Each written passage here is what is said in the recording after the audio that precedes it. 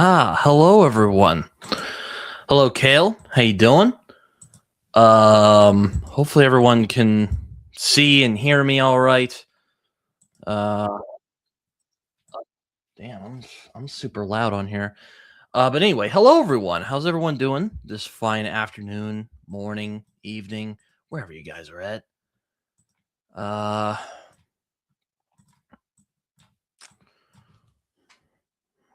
just I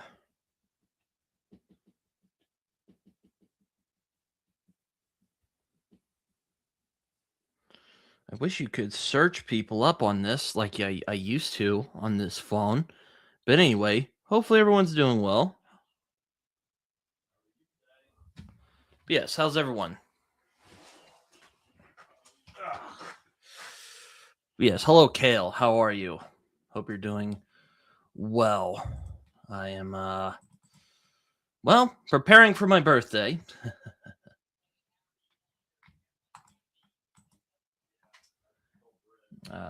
Yes, I can see that you've been poking out your tongue.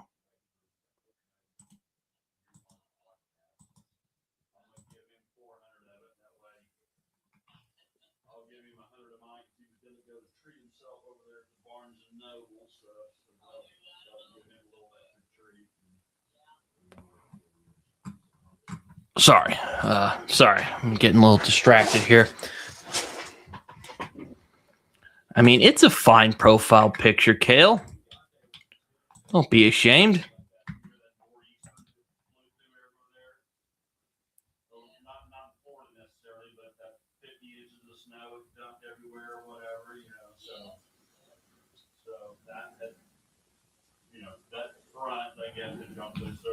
Yes, hopefully everyone's doing well today. I see there's other people. I know I'm one of them because, well, uh, I like to check in. I like to watch the comment section on YouTube as well when I'm doing these things. But hey, if anyone else, whoever else is watching, you can feel free and chime in. I don't bite. I promise. But yes, my birthday is tomorrow. Hello, Ori. How you doing? Um, but yes, hello everyone. Hope everyone's doing well. Hope you guys are reading good books at the moment because it's that is kind of where we're at. But yes, I'm kind of still recovering from Florida because I'm still kind of on vacation brain and my whole just days of the week have been screwed up. And also daylight savings happened last night. Which I generally prefer daylight savings. I like the longer days, but let me tell you, those first couple of days when you're kind of dealing with the time change, it's a real pain in the ass, honestly. It's really annoying, honestly.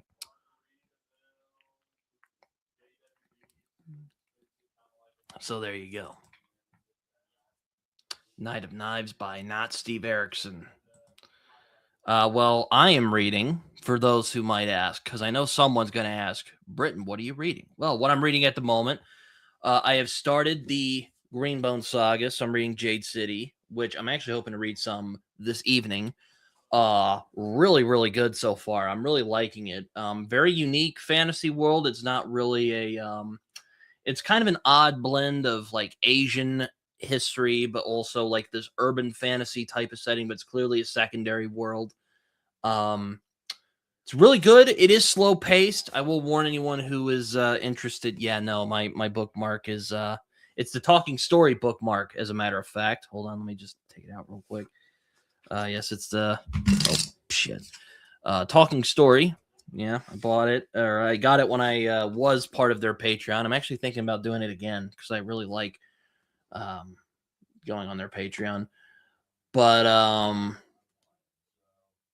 yeah, so I'm reading Jade City, and I'm really liking it. It's really it's it's an interesting bit of fantasy. I am not but yeah, it's good. I'm liking it. It's kind of like a crime saga, really. Which is quite unique. There's not a lot of fantasy crime sagas out there. And it's kind of the first fantasy I've really kind of been like hooked by since like this world, probably. So Yeah, Jade City, good. I'm really enjoying it. I'm really looking forward to seeing where it goes next. Next, the other book I'm reading is a crime book. Kind of. It's kind of like, well, I'll explain. It's The Searcher by Tana French. Tana French. I don't know. My friend Carlos over at StoryTube recommended this book to me, and it's really, really good. Like, it's really quite good. It's not really a crime novel. It's more of like a novel about an Irish community that just so happens to have a mystery slash crime element in it. It's not the most hard boiled thing I've read. I've heard that Tana French's Dublin Murder Squad series is a bit more on that kind of noirish scale. This is a bit more of a like community novel, and it's really good so far. It's I'm really liking the the how she depicts this community. She's almost as good at it as Stephen King, which is not something I say lightly. It's very good though. I'm really looking forward to finishing it up. I'm probably going to finish it up tomorrow evening, after all my birthday festivities are over. And I'm also reading Grant Morrison, my first kind of big Morrison book for the Morrison-a-thon, and that is, of course, Animal Man by Grant Morrison and Chaz Trug. Trogue? I don't know how to pronounce it. I'm sorry if I butchered it. Um, it's quite good so far. It's quite good. I actually read the issue where where kind of his run really starts. Um, yes, as John says, make sure to like this stream and all that. But yes, I'm reading Animal Man, and it's really interesting so far. It's quite good. Um, Another kind of more restrained Morrison, but we're kind of starting to see the Morrison stuff come out. This was his first big work in America, so he is still kind of figuring stuff out. Um, but yeah, so yeah, that's what I've been reading recently. And after that, I'm probably going to be reading my friend Sebastian Weiss's book Driver, because that book's kind of been making the rounds a bit. And I'm like, well, I got to read it. And he gave me an e-arc for it, or not really an e-arc, an ebook for it. And I picked up. It was good. It's a good time.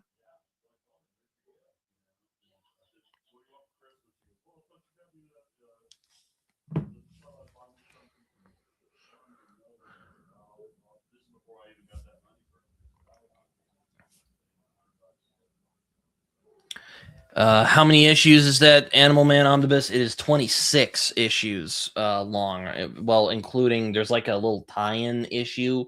That was actually the last issue I read on Friday before I decided to stop, because I've been reading 4 issues a day for this, because I've been kind of um uh I've been doing 4 issues a day, because that just seems kind of fair. And also there's like a little arc that he did before he kind of started going in his own direction, which is 4 issues long. So I read that. I liked it. Thought it was good. A bit of a more riff, honestly.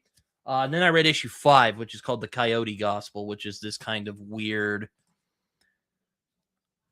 The best way I could describe it is like if the Looney Tunes was an existential horror story.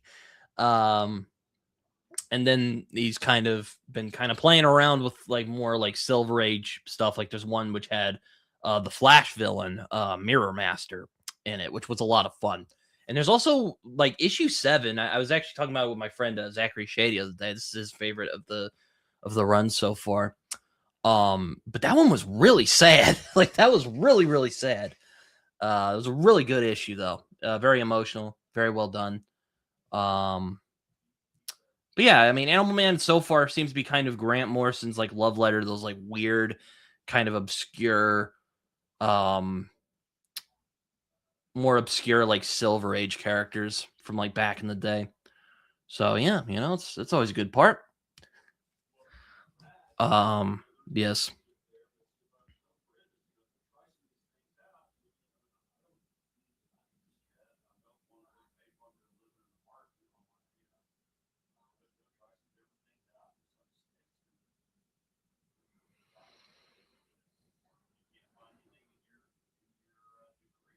There we go. Well, I'm only just reading the Morrison run so far, so I'm not planning on reading the whole 87 issues of the run. Though I do hear Jamie Delano's run on Animal Man is worth a read as well. So I mean, I could read. Um, I read the Jeff Lemire Animal Man run last year, which was also quite good. I think it's probably his best like big two work that I've read so far. I also quite liked Robin and Batman from him in 2026. Raph will probably not be here today. He said he was a bit wiped out. He went to a festival, he said last night. So I'm like, all right, cool, man. If you don't want to join in, that's totally fine. But yeah, so don't hold your breath on that one.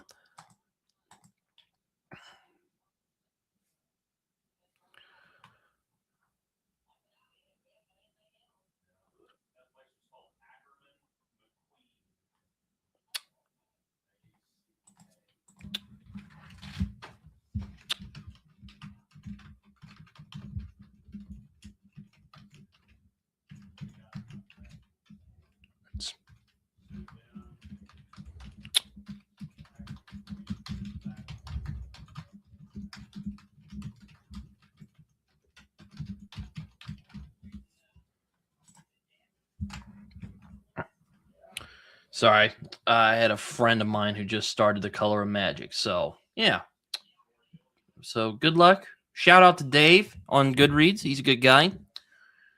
Uh, Son of a bitch. I need to get a new phone. uh, yeah, Thinner is a pretty good King book. It's kind of funny because the novella he did called Evolution. It's kind of another kind of riff on that like idea he was playing with Thinner. Though it wasn't quite that, like Twilight Zone, EC Comics level, like morality tale, where it's just this kind of asshole who gets who gets punished for being a jerk. Um, it's about a more decent guy.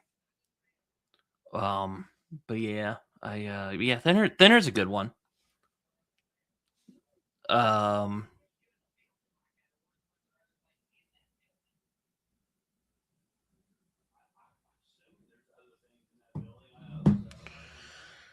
so yeah,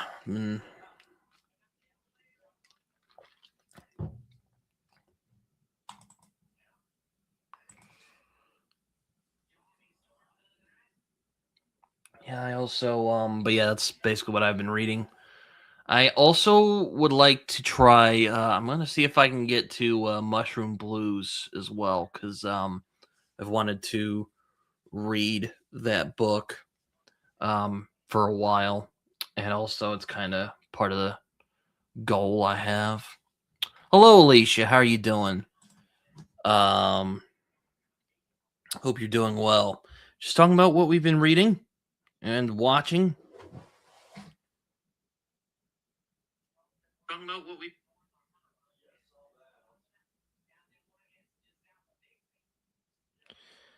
Though, Tharnall, you were asking about what the hell?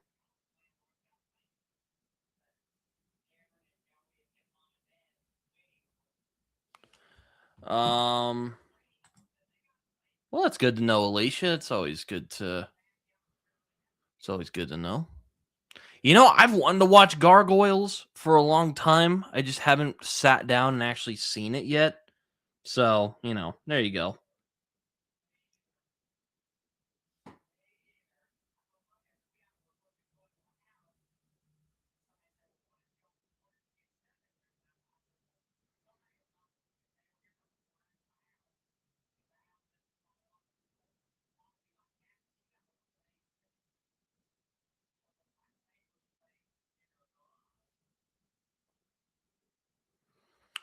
Anyway,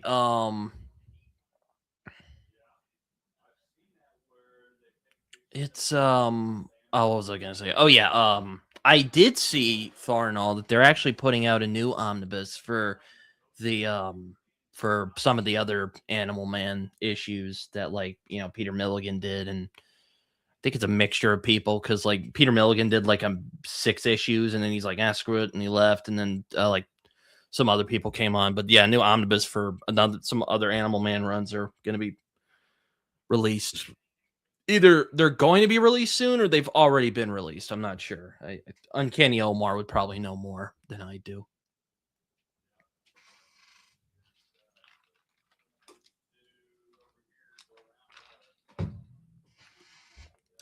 Yeah, it's one of those like classic cartoons of like the '90s. I just didn't get around to seeing. You know, I was a real big like Batman the animated series kid, and well, that just whole animated universe, which to be honest was the first kind of shared universe superhero thing that worked before the MCU came around. And I've been yelling for years that if DC wants to do something like the MCU, they should literally just take from the template that was made by the Bruce Timm and Paul Dini and Alan Burnett and all those guys. You should just not copy it, of course, but like maybe take your tone from that, you know, maybe get some ideas from that. And it finally seems like DC Studios is getting its act together. I did see the new trailer for Lanterns. I don't know if I'm going to see it. I really like Jon Stewart, you know, again, from that animated show. Hello, Mac. How you doing? Thank you. Thank you. I appreciate that. I hope you're doing well, Mac. Sorry, I'm ranting about DC adaptations getting their act together. But what I'm saying is I do think they're finally getting their act together. They finally have gone like, okay, this is what we want to do. I know there's people who didn't really care for the Lanterns trailer because they're not like sufficiently green, and why are they even on the why are they like, you know, why is this more grounded, even though in the 70s there was a whole run of Green Lantern where it's just him and Green Arrow running around. He's, you know, running around and doing stuff.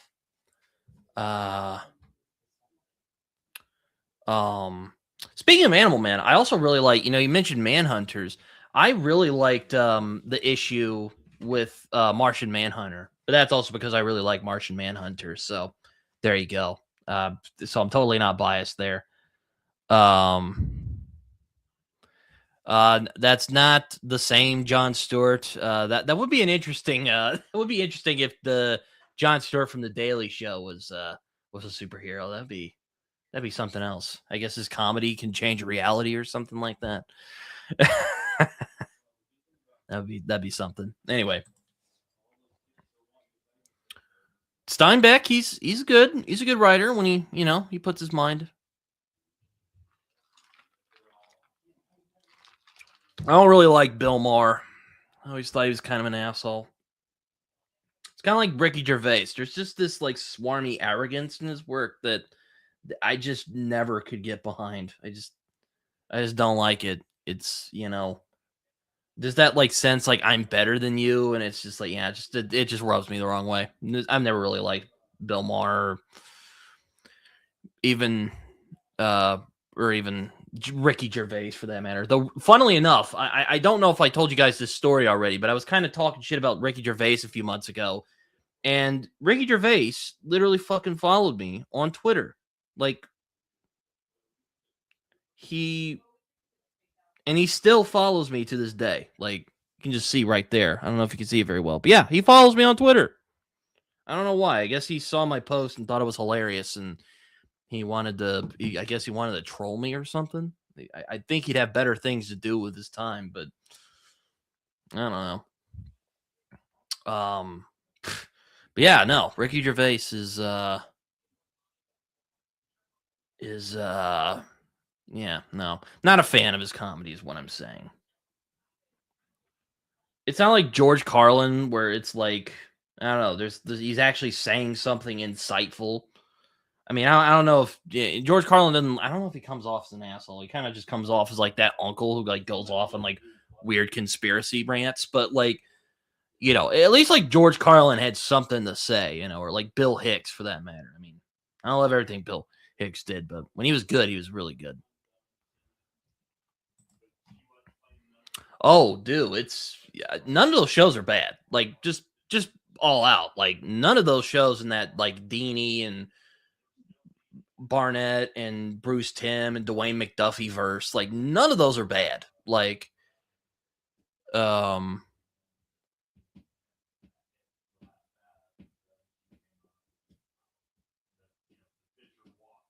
I disagree. I don't agree with that. I don't know.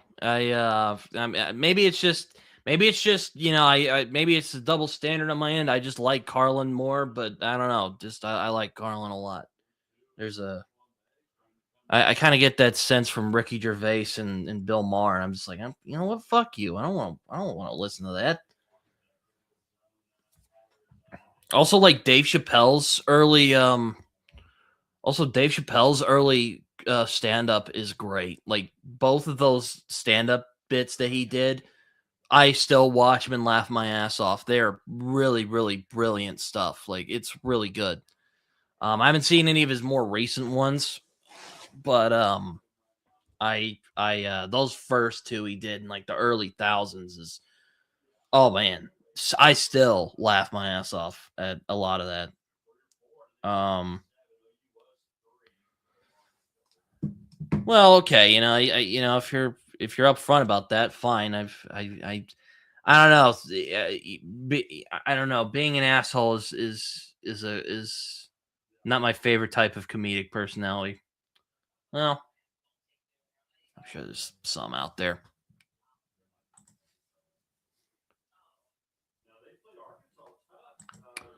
I've not listened to much Gorillas. I do know they were co-created anyway, by Jamie Hewlett, who was a comic book artist. Worked with 2000 AD for a while. I think he also did Tank Girl. I could be wrong on that.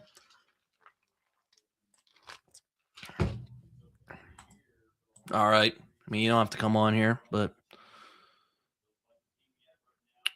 hey, that does remind me though. If you do want to pop on, the link is in the description. You can pop on for a bit. Um,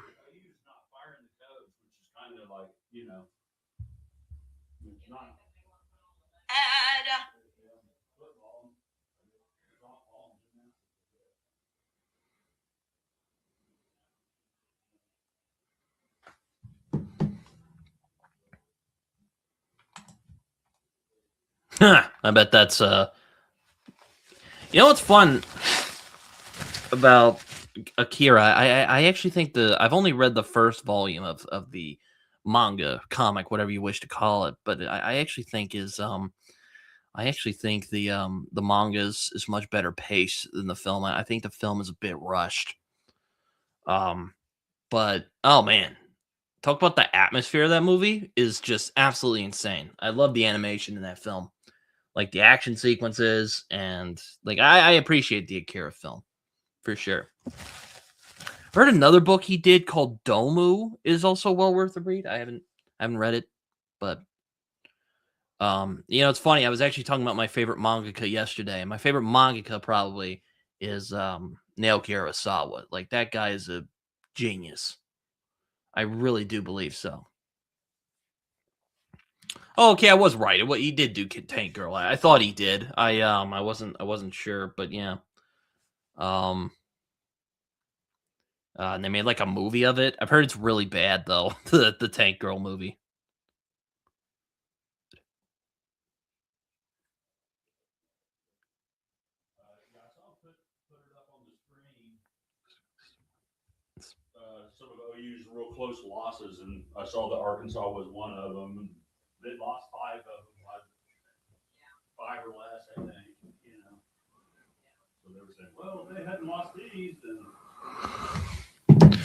But yes, yeah. So that's what I've been up to. I was talking about DC.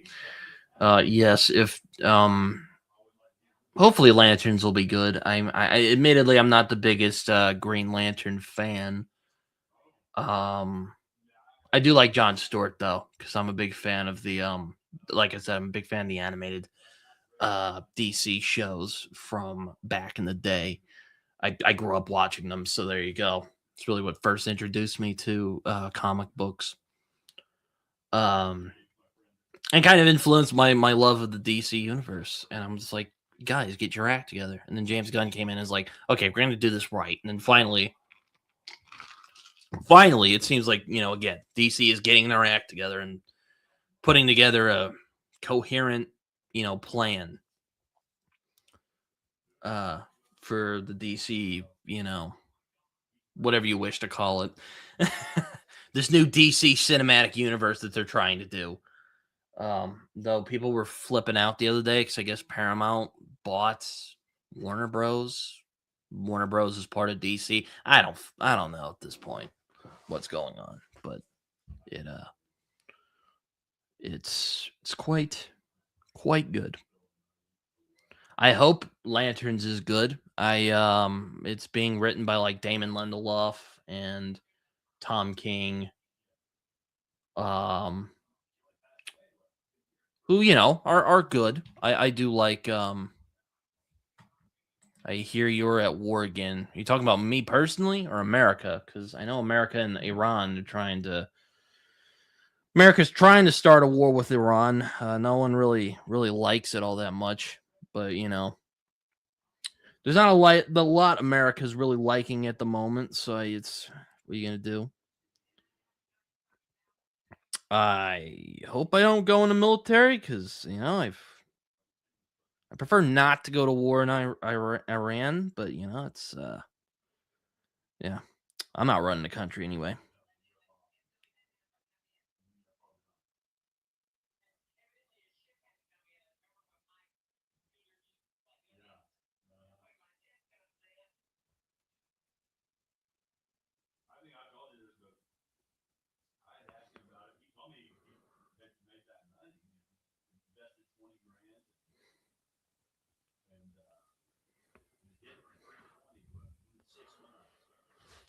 But I don't know if we're actually at war with Iran, but we are definitely in conflict with Iran at the moment. Which don't get me wrong, I have no love toward the Iranian government. I'm not saying the Khamenei dying is like a horrible thing, but um yeah, I think Donald Trump was full of shit when he said he was going to keep us out of wars. And also, he just started a conflict with Venezuela. I mean, what the hell is he doing? It's so stupid, so ridiculous. I don't know what we're doing.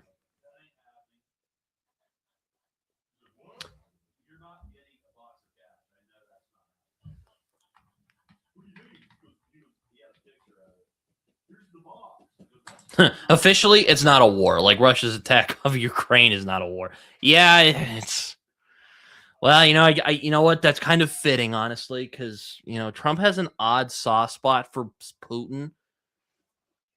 There's some people who'll say like that like Putin gave him the election. I'm still not entirely sure um if that happened. The popular consensus tends to say it was, but I don't know. So I generally don't think I generally find that the idea of Trump derangement syndrome is a bit of a what they call a thought terminating cliche. It's something people want to it's something people throw out because um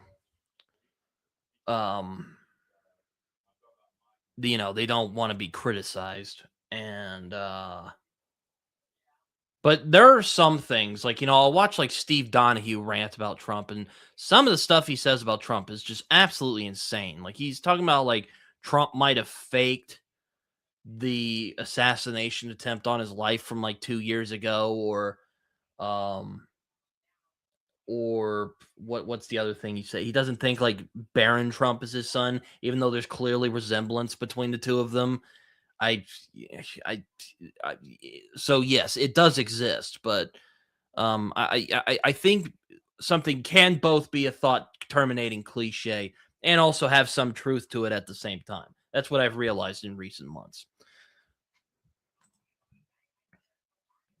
Yeah, I mean Trump's basically just ignoring Congress at this point, which is pretty scary. Oh, now that's not to say president definitely can do military actions. I mean Tripoli is a pretty good example of that, where Thomas Jefferson's like, you know what? Fuck you. I'm not gonna take orders from you, and sent Marines in and absolutely wipe those guys out. I'm not saying that's first time that's been done. That's the one I always think of when it comes to presidents using their executive power to send the military to go do stuff. Um, but yeah, it's not looking good at the moment. And there was a whole confrontation the other day. Some guy who was in the military is like, I don't want to fight in Iran. Dude tried to pull him out and broke his arm. It was pretty crazy.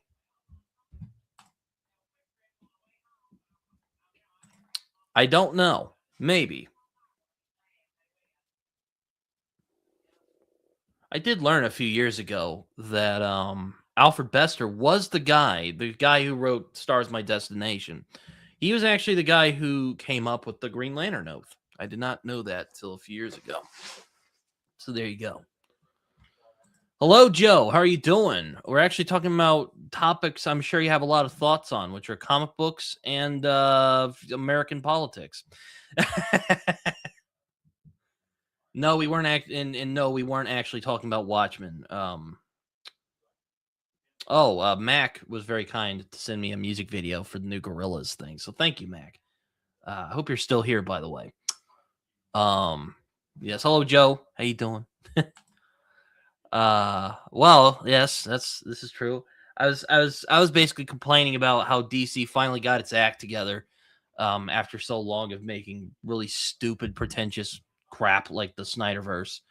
And I'm like, hey guys, if you could, you do have an animated universe that's a shared universe, and it worked, and it's a beautiful love letter to DC. If you could do your films kind of like that, don't rip them off entirely, but if you could do them a little bit like that, if you take the same tone from that, you'll be golden. And it seems like they finally are.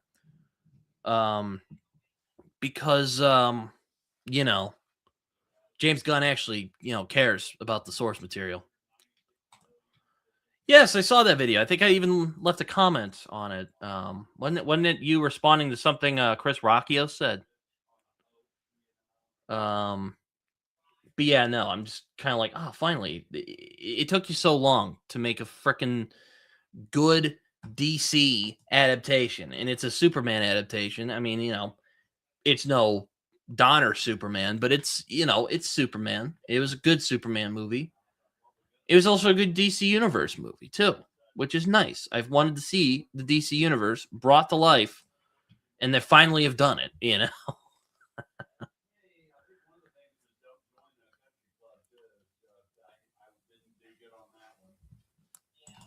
Oh yeah, I think I saw. I know what you're talking about. I haven't. I don't know if I've actually. Did I watch that one? I think I might have watched that one as well. That I know what you're talking about. Hold on, JCM burn.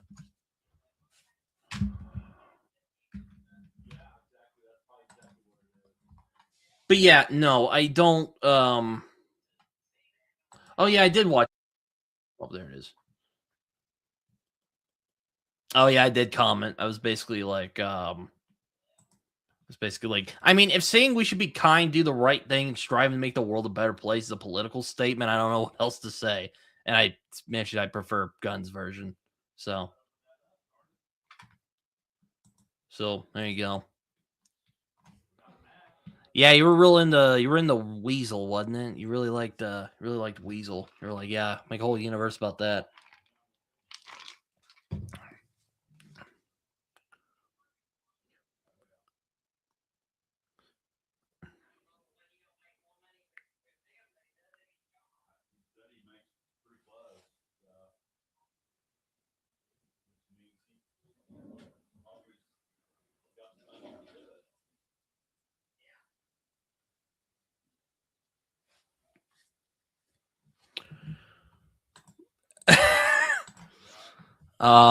Yeah, I like Gunn as well. I honestly think if anyone could get Garth Ennis right, because I was kind of let down with the Preacher adaptation.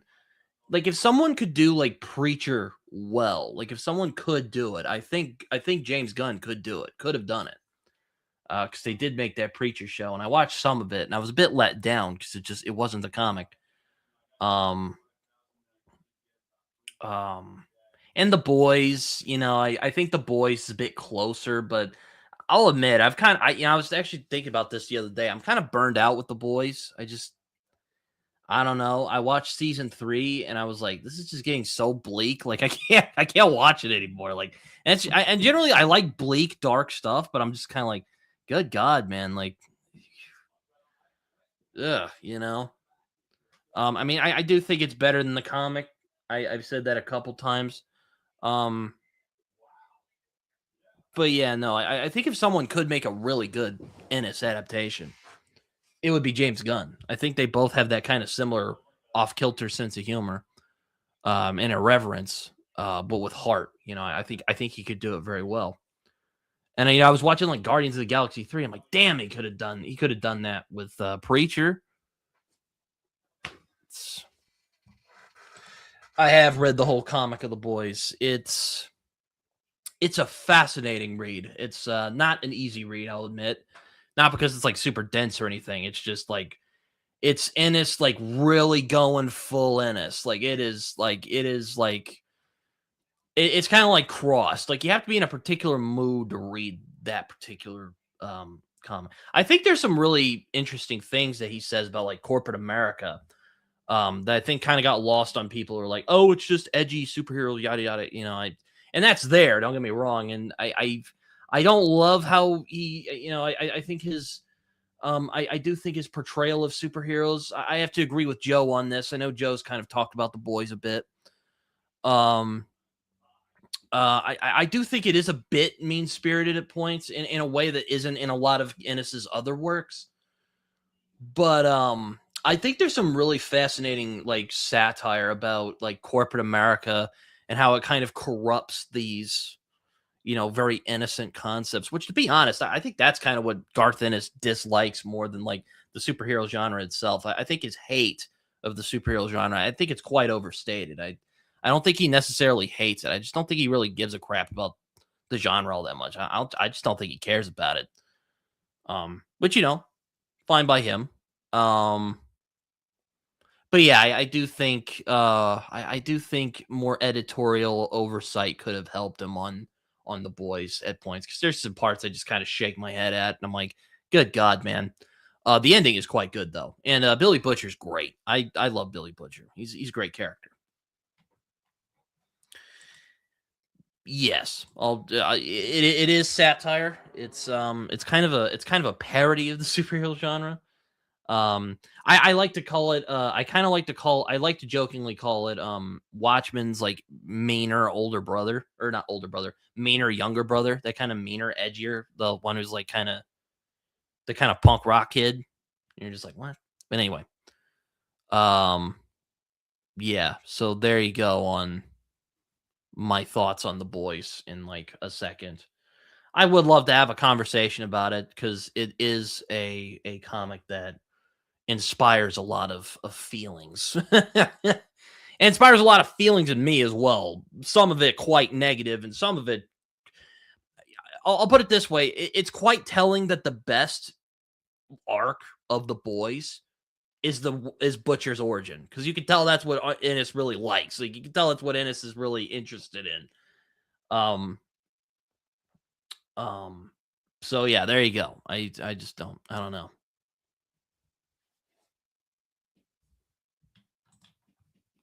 So which ones are the heroes but not really superheroes comic book? Like, what do you mean by that? Watchmen is it is, but it's very I think Watchmen is more refined than the boys. It's far more insightful than the boys. I think it's far better written than the boys. I think it's far more even-handed. Unlike the boys, which is just like a primal just screeching into the screeching into the ether. Um Oh, stuff like okay, that's a good question. Invincible is a good one. I would say Invincible is really good in that sense. I actually think Invincible is kind of that good little, I'm sure I don't know if Joe's still here, but I think Invincible is kind of a nice balance between that kind of more deconstructive stuff that you might find in like Watchmen or The Boys, but with like that kind of really but a sincere fondness and love for the respective genre. I love Invincible. I'm really looking forward to the next season. It's coming out on my dad's birthday, which is awesome. But yeah, I think Invincible is a good little. It's a good. What's the word I'm looking for? It's a good like in between, if you will. It's a good like counterweight, if you will, to something like Watchmen, or something like DC: The New Frontier. That's more about mainstream superheroes. And I mean, that's another one kind of like the animated shows where like if I could walk into DC Comics and tell them how to do superhero stories and do them well, I would just give them DC: The New Frontier and I would just be like, do more stuff like that, please. I'd appreciate it. A concerned fan. It was funny. I was talking about this last night. I was talking about that on Twitter. I was like, you know what would be a good idea, guys? It's like if I ever walked into DC Comics and just, it's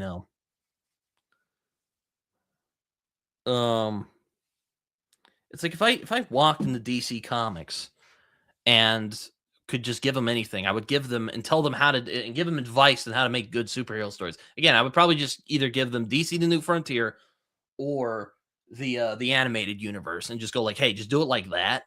If you could do it like that, say no more, sir. That you'll be made.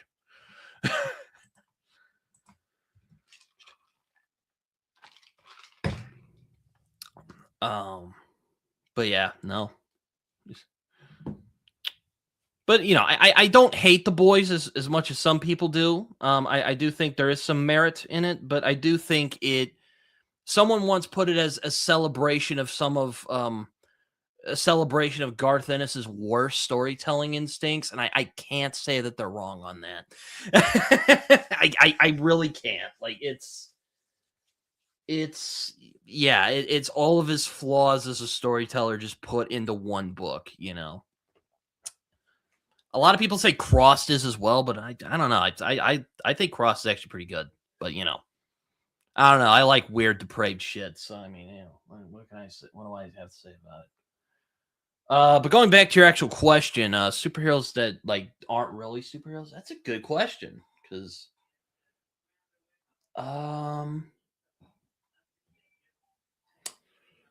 my friend Zach's been trying to get me to read Black Radiant, which is like a kind of Invincible light type of book.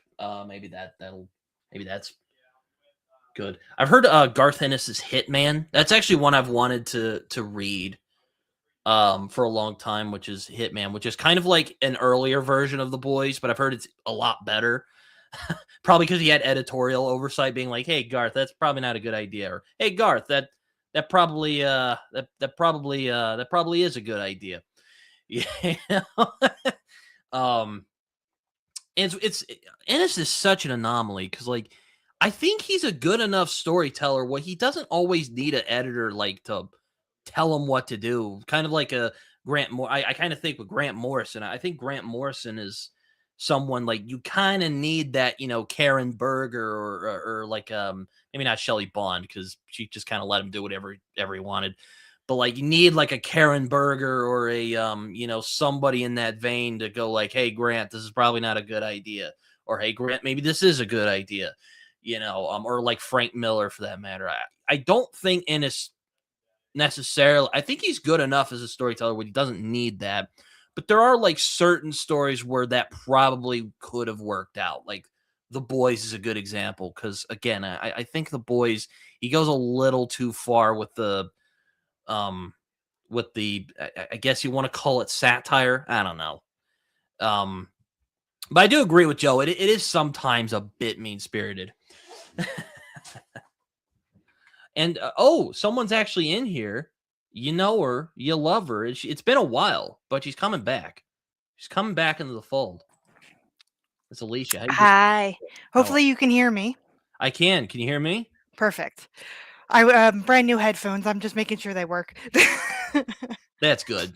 Yes, that's you know what, Joe. That's a good way to describe it. The boys is too much. Yes, exactly. Yeah. But I do think the good parts are worth appreciating. That's what I'll say. I'll keep it there. Yeah, it's a lot. A little too much for me, but if people like it, go for it.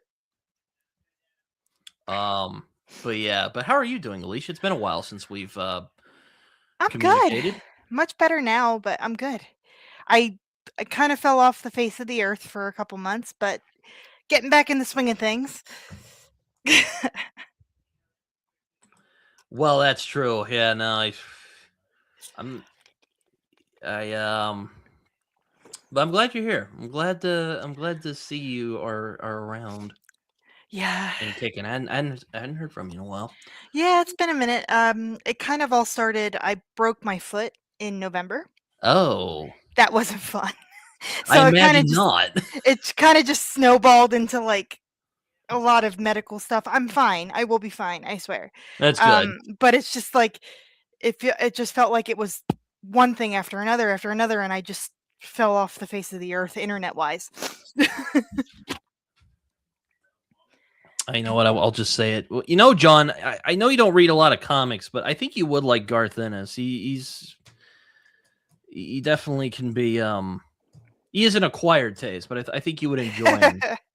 I think considering how I've gotten to know you a little bit over the last couple months, I think you would enjoy his stuff. Um, but anyway, What are you uh, reading? what am I reading? Well, I started Jade City by Fawn I'm Lee. starting that in like a month and a half. I'm so excited. I'm gonna be reading this. I'm gonna be reading the whole trilogy, honestly. Same. That's kind of the only except because I'm only reading standalones this year. But the only exceptions I'm making that is I'm gonna do more Discworld, and I'm gonna read this Highly trilogy. recommend. And I've read Jade City, but I didn't continue, so I'm gonna reread Jade City and then continue. I am also reading The Searcher by Tana French. Tana French. I don't I've know. heard it said Tana French, but I could be wrong. Oh well, okay. I'll just call her Tana then. Yeah. My friend Carlos over at StoryTube recommended it, and I'm like, I've been wanting to read Tana French anyway, but he's like, start with The Searcher, and I'm like, okay, I'll do that. I had to read one of her books in college a Oh, very, that's very long cool. time ago. And Grant Morrison's Animal Man, which is pretty Nice. fun. I'm getting back into comics. I'm finally starting Saga, so you can be happy. Yeah. I have the big like compendium of the first one, that like huge thing.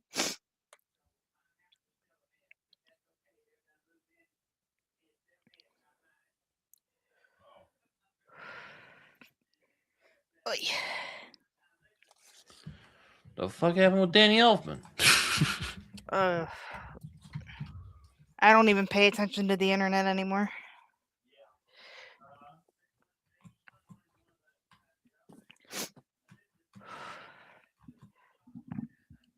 Yeah, I've just been kind of off BookTube. I'm kind of trying to get back into it. I filmed 4 videos yesterday, so. Yes, Joe, that actually reminds me. I'm actually wanting to talk to you soon about The Shadow of Hyperion, because I have a lot of thoughts on that book. How many are planned to be in the series? Because I have book 1. Oh Lord, I was actually watching Joe's conversation with I was actually watching Joe's conversation with Philip the other day, and he's talking about he wants to do like 20 something. Holy moly!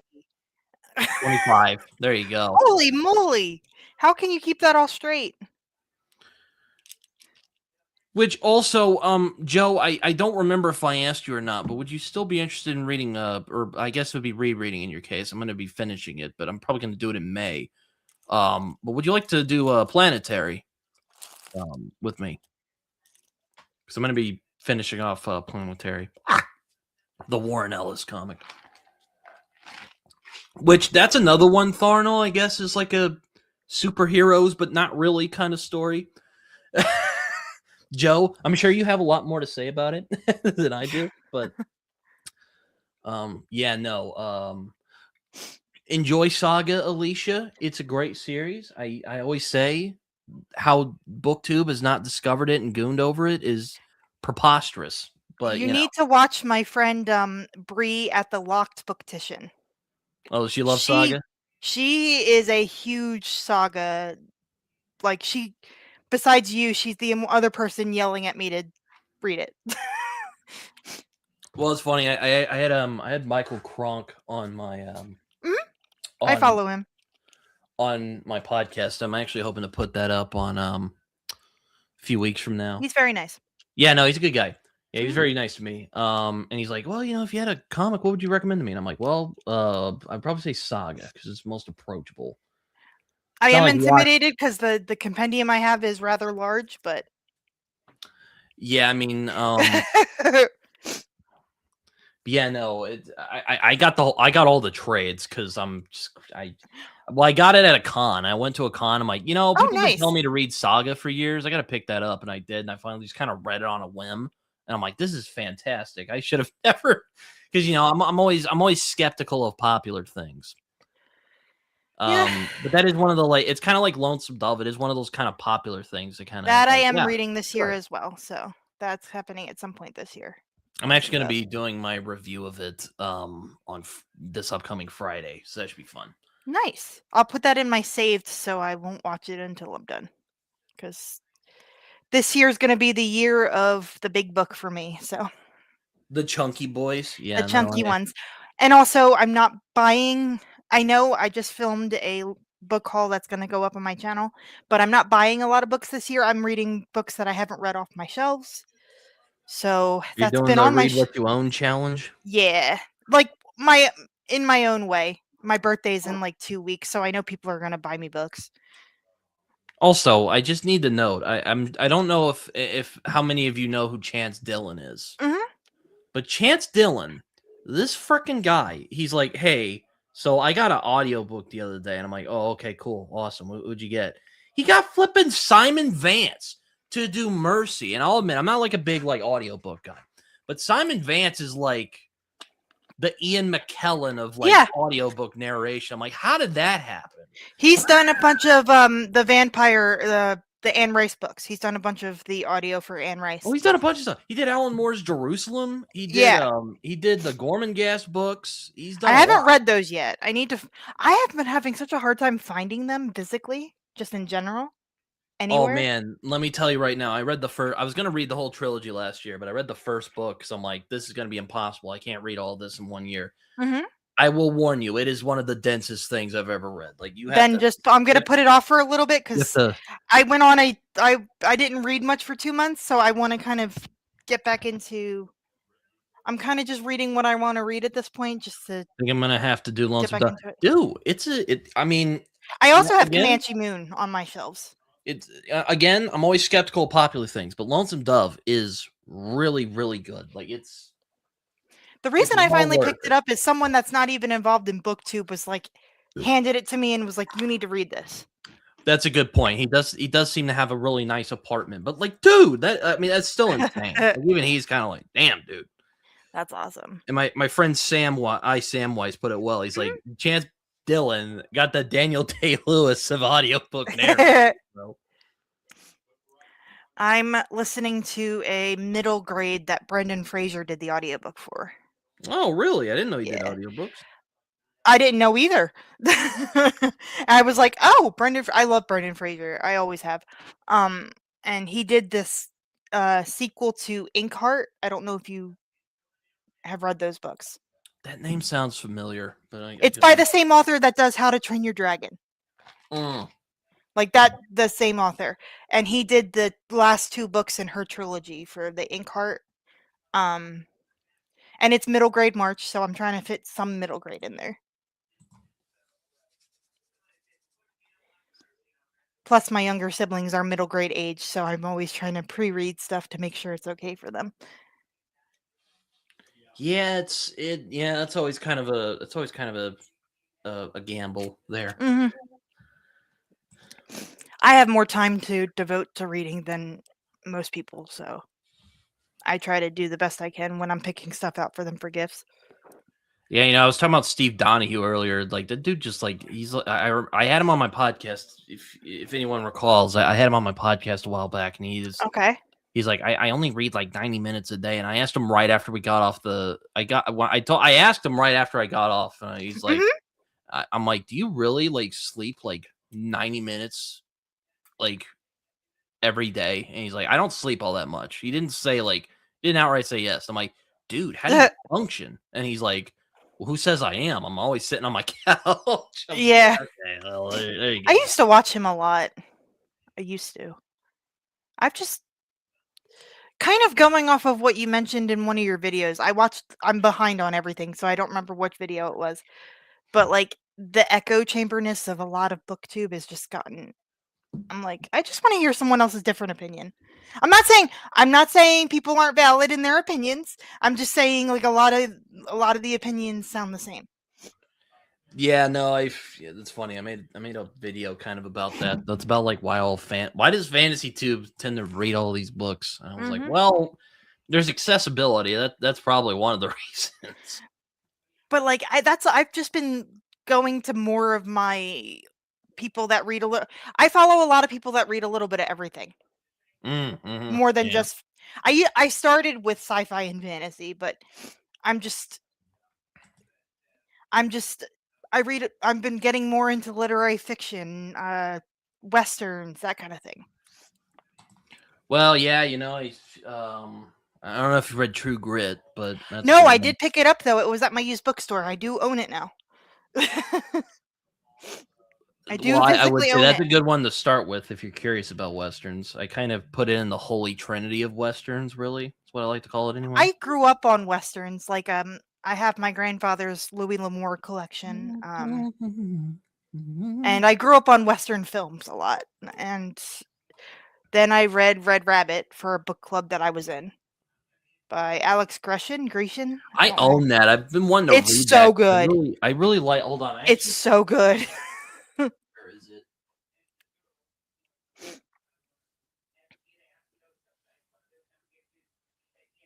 Oh, there it is. Yeah, I actually nabbed it. It's one of those rare ones I nabbed because I really like the cover art of of one I The got. hardcover. I It's love kind of like the it's kind of like when I I got have the the. paperback. It's like when I got the Black Tongue Thief. Like I really like the cover art in that Mhm. book. You know, I just let me. You know, you were talking about books that having different opinions on books, but I don't really want to like sound like I'm yucking on anybody's yum here. If you like Uh-huh. the Black Tongue Thief, that's all great and whatnot, but I just don't get it. I've never I been wanna able. try something I wanna try something else by the author. I liked the way he wrote things. I would say I'd like Between Two Fires. I think that was a really good Okay. book. It's probably his I best one that I've I read so wanna far. try something like, it's one of those that Black Tongue Thief didn't personally work for me, but, like, I'm curious to read something else by the author.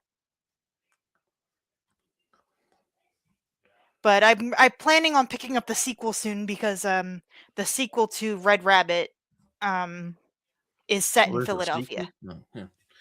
Well, I saw Mike Mignola really liked it, so I was like, yeah, it can't be that It's bad, a good right? time. It's a good time. A bunch of people in my book club were loved it, and Yeah, I'd a like to. lot of them aren't horror readers per se. So if that means anything, Oh, I didn't know you moved, John. Yeah, no, I've never gotten the love that book got because I just thought it was like a bad Abercrombie riff. But I heard Daughter's War is really good. again, And like, I'm the worst person to ask because I bounced off of Abercrombie. Um, I want to try the new book, The Devils. Um, but I it's a bounced fun off his. popcorn read. Yeah, Not bad. everybody thinks it's so awful, and I'm just like, it can't be that bad. One of my best friends on BookTube I loves was it. So disappointed with it, but I mean, it's like a fun popcorn read. yeah, and that's kind of where my brain's at right now. So I'll take it.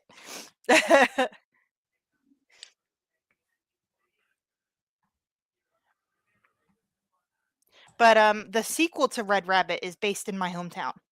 Oh, is that right? Oh, that's cool. So I picked that one up, and I saw you were talking about Spider-Man or Superman rather.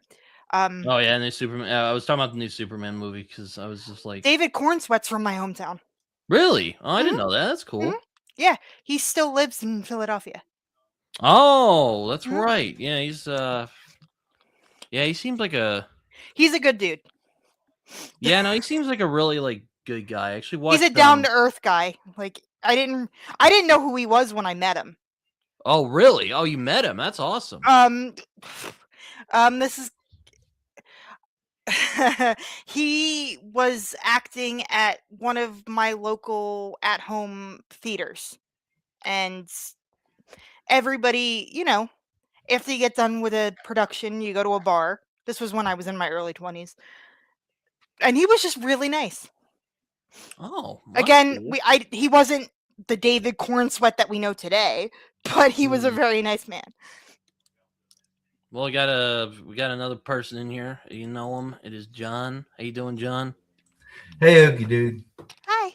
Hey, Alicia. Which, yes, Alicia, I would back him up. I do think the Hybrid Helix books are well worth a read. A lot of people call them palate cleanser books, and I do think they are. They're very entertaining, but I think there is substance. And I So also appreciate, Joe, if you don't mind me saying, thank you for putting out an audiobook, because I know audiobooks are expensive, but as someone who mainly reads physical and audio, I appreciate that. yeah, I like seeing. I've liked seeing Philip's arc in becoming an audiobook reader because I watched him Yeah. and Joe's Discussion conversation on the it? other day. Yeah. Yeah, Yeah. or a conversation about the Hybrid Helix books. And I was Mhm. like, yeah, that's I popped in and out because I didn't want to get spoiled for anything because I only have book one. I'm a physical media man, if you Mhm. will. I'm both, but I've just noticed that, like, with a lot of other things, I can get reading done while I'm doing other things. I audiobook while I clean. I'm the same with you, Britton. I mean, like, there's a I don't know people talk about like the differences between, but there really is like a saturation that you get when you're reading a book on your lap and stuff like that. So, I mean, Yeah.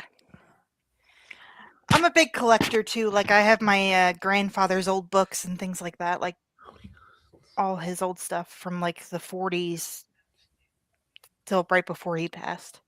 my Also, grandfather would read with his lips moving Louis L'Amour and Stephen King books, Yep. and he was awesome. He's not yeah, very I've been wanting to read Louis L'Amour for a long time. I just haven't found anything. Well, actually, that's not true. They do have some at my local half price books, but I just haven't picked them up. You can find them everywhere if you go to any used bookstore. They're everywhere. Also, my granddad has yeah, granddad. He has some of it at his house, but that's all the way in Arkansas. I'm not gonna travel down there and go like, hey, could you send it in the mail? No, but people don't read anymore. Like you don't get those grandfathers with the Louis L'Amours anymore. Just people don't read. No.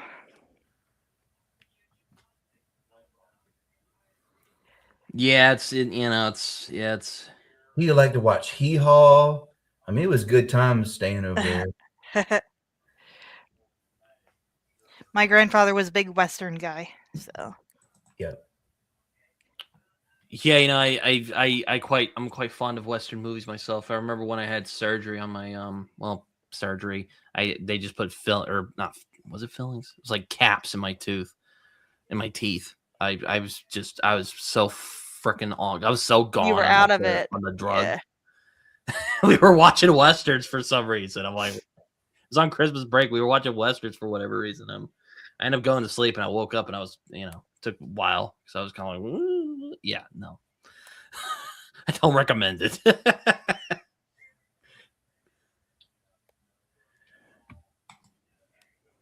Oh, that's cool. Yeah, no, he's I mean, I haven't seen I haven't listened to any of the audiobooks. I've just had Joe send me the Oh, I would love the audio show if you don't mind. Yeah, no, he said he has audio codes for book. Yeah, that would 2 be and lovely. 3. Thank you. Cool, Joe. I would I'm probably appreciate it not greatly. I would say Joe's a good kid, but he could be my dad's. That won't really make a lot of sense.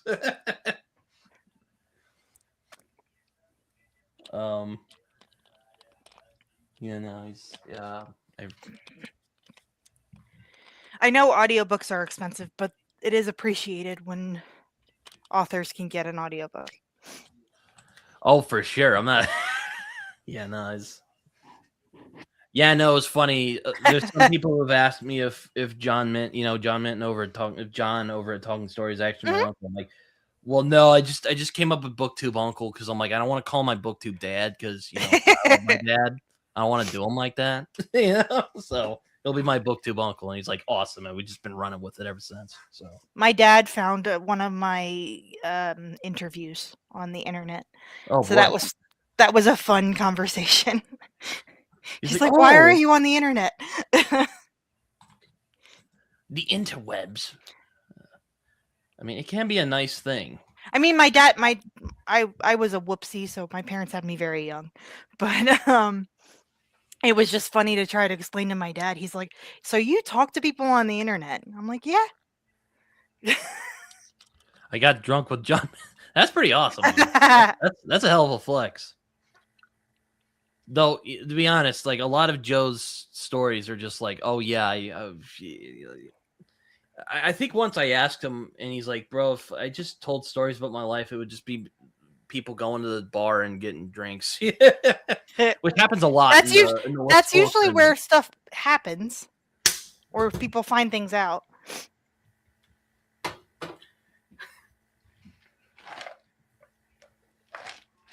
In another life, Joe was like an Irishman, just go to the pub.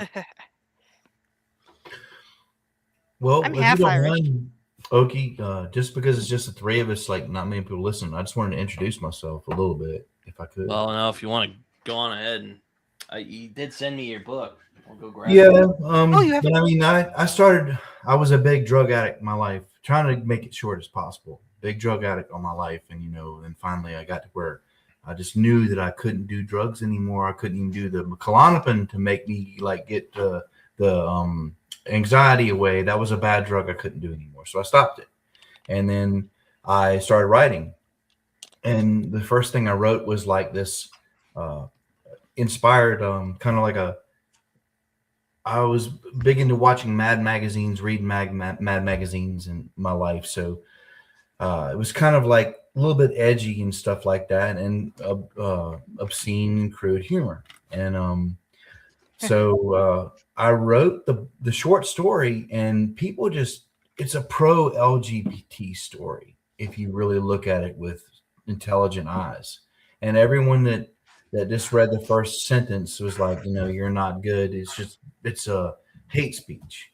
And I was hurt by it. And so like trying to make this short, like I've been a little bit ideological about that before, because I just felt so hurt how like, hey, I'm gay myself, and have gender dysphoria, and on the spectrum, and understand gender dysphoria from being that type. How do you understand what the gender means and all that? So, and then just like you suck, you're a hate speech. So I was very ideological for a long time. And I probably spoke a lot of stuff like that, but now I've just kind of gotten it down to where like, hey man, this is just be centrist, and look, I don't like Trump, and I know Raph's on a lot, and that's why I came on here mainly, but I don't like Trump. I don't like I don't trust any of the government and all. And I'm distrustful of it all. And I want to teach people to be distrustful of it and to ask questions. And I'm not a hateful person. And that's basically winding down what I wanted to say in that. One more thing, though, I did want to apologize to you, Britton, for last time you were on. I kind of said something about how you said you talked to somebody online and it told them that you were autistic, and they kind of, and I was like, well, maybe they thought this. I mean, it's just I just hate. Oh no, it's I, oh, man, I didn't even know what you're talking about till you brought it up. Well, I know, but what I meant by that is you were telling me your experience, and I know you didn't get upset by it, but I mean, as someone that was a weirdo for my whole life until finally, it's like you finally quit the drugs and everything and figure out what's going on, and then now you're just on the spectrum and chill out and relax and enjoy yourself and enjoy who you are, and and to still get some backlash from people. It's like it's caused me some anger, but I'm no longer an ideological person. So I'm just yeah, we're in a weird place. We are. So you're saying Trump is not God? I hope not. He'd be. But thank you for letting me. Kind of nervous of what would happen if Trump had the powers of God. Thank you for letting me communicate to at least y'all too. My story. It's. Yeah, he gave me. Yeah, he has a book called, I think it's The Hacker and the Hillbilly. I haven't read it yet. You're gonna enjoy it. I might. I hope to sneak it in somewhere in sometime, but we'll see. Not concerned. You're gonna enjoy it. It really is good. Okay, dude. It really is good. It's good work. And it's not political. That's why I'm using Tilson Klaus as my pen name, because some of the other stuff was really obscene and offensive, and I like that niche stuff. Just whatever you want to call it, I like that stuff. But Tilson Klaus will be the good stuff, the literary stuff. But I'm done with my introduction. I know I hadn't really given you one yet, so I just wanted to do that, and then. But I appreciate it for having me on. Yeah, well, no problem. Everybody, I think anybody if wants to come on should. Yes, come on here. Now, if someone goes like, "Hey, Hitler was actually kind of bad," I'll be like, "Yeah, no, get lost." But no one's done that yet, so I think we're good. I will send you an email, Joe. I saved your email, so I've got it now. Yeah, no, yes, I'll contact you later, Joe, about some of that stuff. And I'm probably there probably will be a a conversation about it. It's not like Invincible where I'm like, oh, let's do this, and then it's 2-3 years later we still haven't done it yet. Yes, I mean Joe is on Twitter and Instagram and whatnot. So. I believe I follow him on Instagram. Oh yeah, I had a Twitter, but I don't anymore. I was about to say, I know, Alicia, you're on Twitter, or not Twitter, you're on Instagram, because I see your post a lot. Instagram and Blue Sky, and that's basically it right now. Yeah, no, Joe doesn't really post all that much. Like, if you want like quality content from Joe, he's on Twitter. Yeah, I'm not on Twitter anymore for personal reasons. He's still surviving the hellscape. He's like me. Yeah. He's too stubborn to leave. I'm just not on there anymore for personal reasons. I thought I'd lose my soul if I was on Twitter. Like, I'd be so good at those scathing one sentence like things. I don't do it because of it. I'd be too good at it. Now, I know this is probably not a profound revelation, but like there's a lot of really insane people on Twitter.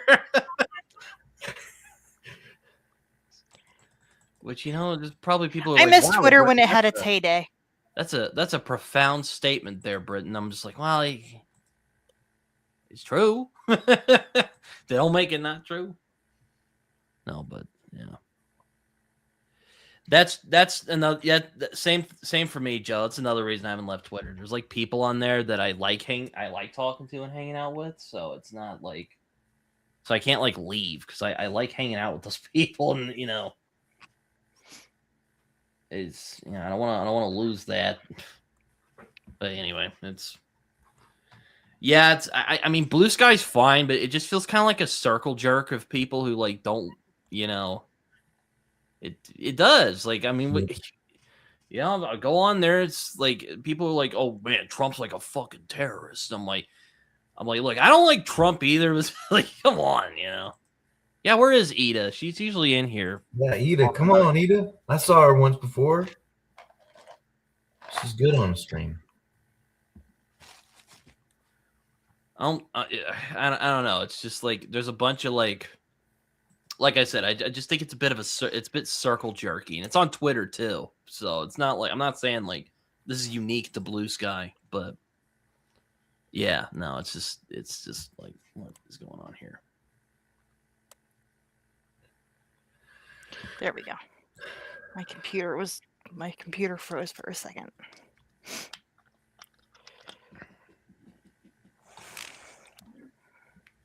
That is the main question of today's show, which is where is Ida? That's the main.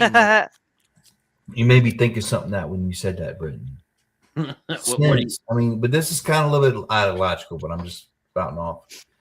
Since Twitter couldn't. Oh, look at that! It's like Candyman. There's it right there.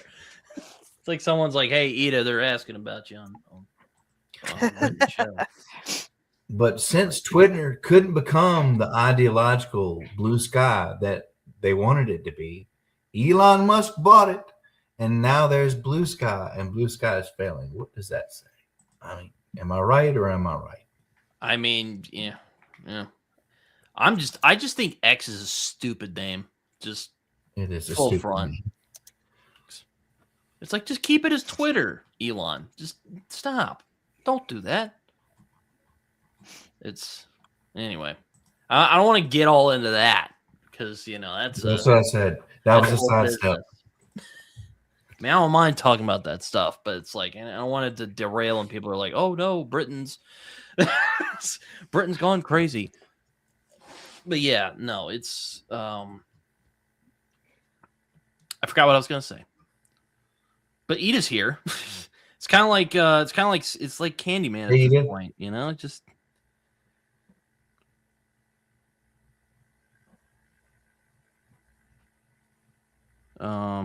Yeah, no, it's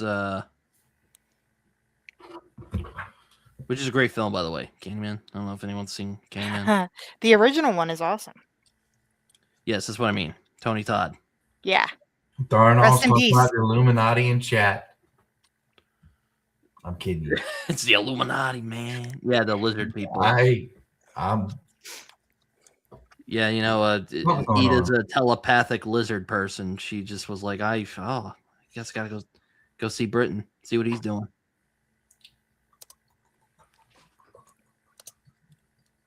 Yeah, I read.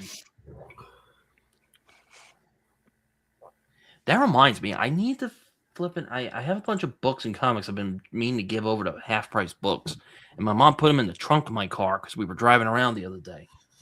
So, yeah, I'll have to do that soon. I wish there was a Half Price Books near me. Yeah, it's real convenient. It's like a thrift store, but it has like nicer books. I went to one of my best friends lives in Minnesota, and I was in town for her wedding a couple of years back, and we spent a day going around to different Half Price Books. Mm-hmm.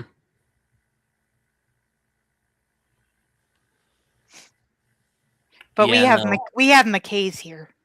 Where are you from, Ida? I mean, Alicia? I'm originally from South Jersey, like right outside of Philadelphia. Okay. But I live now in the Tennessee area. So I'm in southwestern Virginia right now. Okay. So we're not that far from each other then. No, we're not. No. Appalachia's a cool place. Yeah. I like some Appalachian folk. I like the way they talk. Yeah. Like, they seem to have kind of like a, I mean, not to stereotype, but yeah. Like Indian people, they like to add filler words to make it a rhythm type thing when they speak. So I'm always joking. We're not all hicks out here in Oklahoma, or we don't live in teepees. I remember once my parents, because they lived in Florida for a long time. They had this friend who was from the Bahamas, and they thought like people in Oklahoma like lived in teepees and like ran around on horses. It's like, yeah, we don't do that no more. I have to I mean- make a trip out to Oklahoma. My best friend just moved out there. I was about to say, well, maybe. I mean, I'm sure TP still exists because I've seen like we have a pretty big we do still have a really big native population, but yeah. The West Virginia hick is a whole lot different from the Appalachian hick. Oh, there was a culture shock coming from like the Philadelphia area to moving down here. It was a huge culture shock for sure. Not in like a bad way, but when you grow up like city adjacent, you get used to certain things, and then when you move out to the country, it's very different. Yeah, no, I mean, I'm more of a city rat, so I haven't really like lived in like I don't live in like the country, but I have been out in the country, out in Oklahoma. It can be very remote. Yeah. Oh yeah. And the amount of silence that when I first moved here was insane.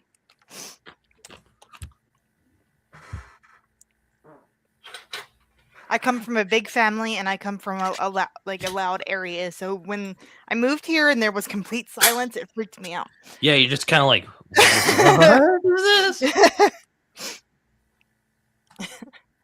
I come from a big, loud family too.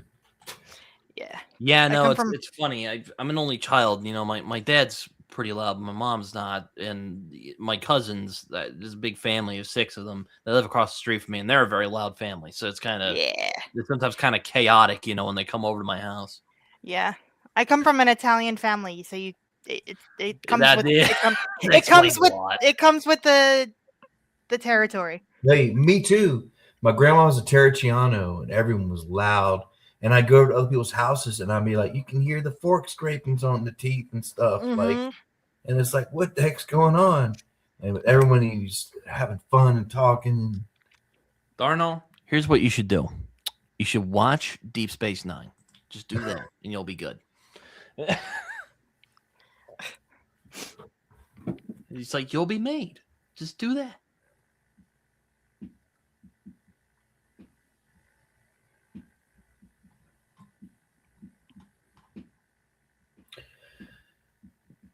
Which is the one that likes the new Star Trek? Is that Ida? I don't know. I There's haven't some watched talk in new chat Trek. about- I haven't watched new Trek. I haven't watched Trek in a long time. Well, you're probably doing all right. From Yeah, what- no, I've heard a lot of them aren't that Yeah, good though. it's- Michael Chabon did work on Picard, so I mean, they could be they could be good, but I don't know. I haven't watched any of it, and a lot of it hasn't really looked all that interesting to me. So there you go. I love Sir Patrick Stewart, though. Oh yeah, Next Generation's really good. That's what I grew up on. Yeah, I grew up on New Generation when my dad watched the original. Kind of like you probably, Alicia. Yeah, no, the original series Yep. is fun. It's very pulpy. A lot of that hammy acting from Shatner. Shatner, yes. Doesn't well, why what? Why watch Deep Space Nine? Because Deep Space Nine good. That's why you should watch it. It's great. My other half is the sci-fi guy. So Is Discovery the one with oh man. Is that the one with the lady who played Sasha in The Walking Dead? Probably. I don't know. I could be mistaken. I don't need to recollect. I've been rewatching Peaky Blinders. I've been meaning to watch that for a long It's so good. I just haven't gotten around to it yet. It's so good. I just haven't done it. It's I mean, Well, the movie comes out on Netflix the day after my birthday, so I'm just like, it seems needs to be like done. that seems like something I would like because I like crime stuff. it's know, very Godfather-esque. if you like Godfather. And I like a lot of the actors in it too. Like I Yeah. like Cillian Murphy. I like Tom Hardy. I like Cillian Murphy can do no wrong in my book. I love Tom Hardy. He's great. But you know, like Sam Neill, I saw was in it. Like there's a bunch There's of great so actors many in that people. show. Heather McCoy, rest in peace. Good man. That's the right answer, Tharnall. That is the correct answer. Sorry, I didn't mean to interrupt you, Alicia. No, you're fine. You're fine. No worries. I come from a family of 6. You're good. That's nothing. Well, that's a good point. That's nothing. My cousins come over. They're always interrupting each other, so that's fine. Yeah. That's nothing. You're good. Yeah. But for like the past 2 months, I barely read anything. And then I finally finished my first book of the month today. Finally. Well, I'm glad you're back in the swing of things, you know? I'm trying. When life starts lifing and you have to put everything aside for a bit.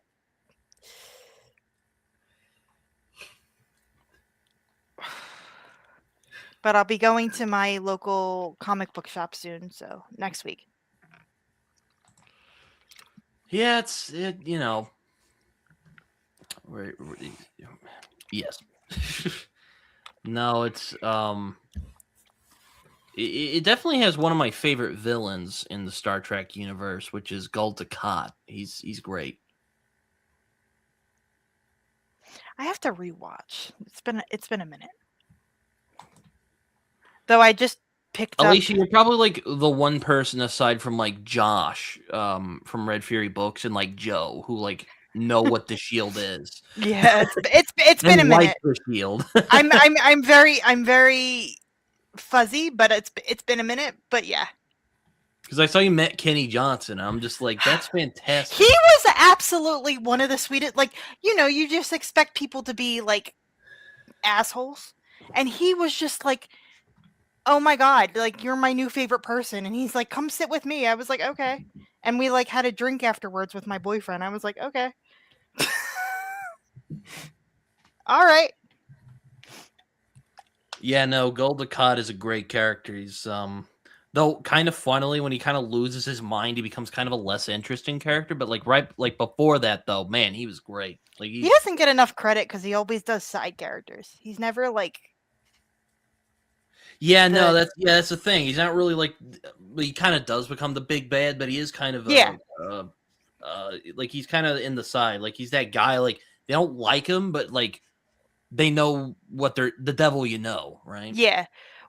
I just went down a rabbit hole with like the Shield, and then I watched all of Sons of Anarchy. And most of the people from the Shield are in Sons of Anarchy, so like, and they were in a Comic-Con close to where I live, so we all just went. Hey, Alicia, I wanted to add, because I mean, I've seen people go into the rabbit hole of the Shield. It's like the new, like, and I've seen a few episodes, but I don't go down it because, yeah, I see people like it, but I can't go down that rabbit hole. I don't know. It's like, no, it makes sense. I was there when I watched it, but I didn't get it. And then now everyone's saying it's so great now. And that's just, I don't want to. I think it's kind of underrated. You know, it hasn't really gotten a lot of love, you know, like something like a Breaking Bad or The Sopranos. And I think there are parts of it that are just as good as those shows. I really do. Yeah. I think The Shield is a bit messier than those two shows. It's not quite as like. I just like Michael Chiklis. Well, yeah, that you know, he's great. Also, the ending of The Shield is just like, oh my bonkers. God. Well, maybe aside from Breaking Bad, it might be the best ending I've ever seen in a TV show. Like it's brilliant. Maybe because I didn't get it while it was going on, and I tried to. I'm too ashamed to look back and get it now. That's my. I think it's a show that works better on rewatch. It's on Tubi as well, so you can just go on there and watch it for free and have a good time. And if you have Hulu too, it was an FX original, so everything on FX is on Hulu. But Breaking Bad is freaking awesome. It is great. First show to have cerebral palsy representation as the older son. So she's just like, why'd you fucking die already? He's like, oh, okay. Well, that's nice. Yeah. I Yeah, met him no, as well. He was really nice. yeah, he seems like a good dude. I've heard he like he does have like cerebral palsy, but it's Yes, not he like does. as bad as it is Yeah. in the show. We just He doesn't have like the we had a crutches. long discussion when we met because I had to thank him for making it easier to explain to people what CP was. Mm-hmm. It's easier when you're like, you know, the kid from Breaking Bad? That. Like, it's easier to say that than explain what it actually is. I'd seen you with crutches for a while, and I was kind of like, Mhm. "What's going on there?" And I was like, kind of embarrassed to ask, and then you were No, like, "Oh yeah, I have it cerebral doesn't bother palsy." me. I was like, "Oh, okay." It doesn't bother me at all. I'll talk about it all day if you want me to, but I get irritated with people's ignorance. Like, not people asking questions, like people stop kids from asking me questions like out publicly, and I'll answer little kids. I don't care. I have like ways to explain it to depending on the age of how to explain it to a kid. But like I'd rather have someone truly and honestly ask me a question than just assume. Yeah, that's fair. I don't know. No, I completely understand where you're coming from. Well, I didn't know. Well, that was the Yeah. thing. I didn't know why you had the crutches, and I was like, "Oh man, I don't know how to like approach this." Oh no, you're good. And then you're like, "Oh, I have cerebral palsy." I'm like, "Oh, okay, that makes Yeah. sense." I just wish there was more representation in books about it.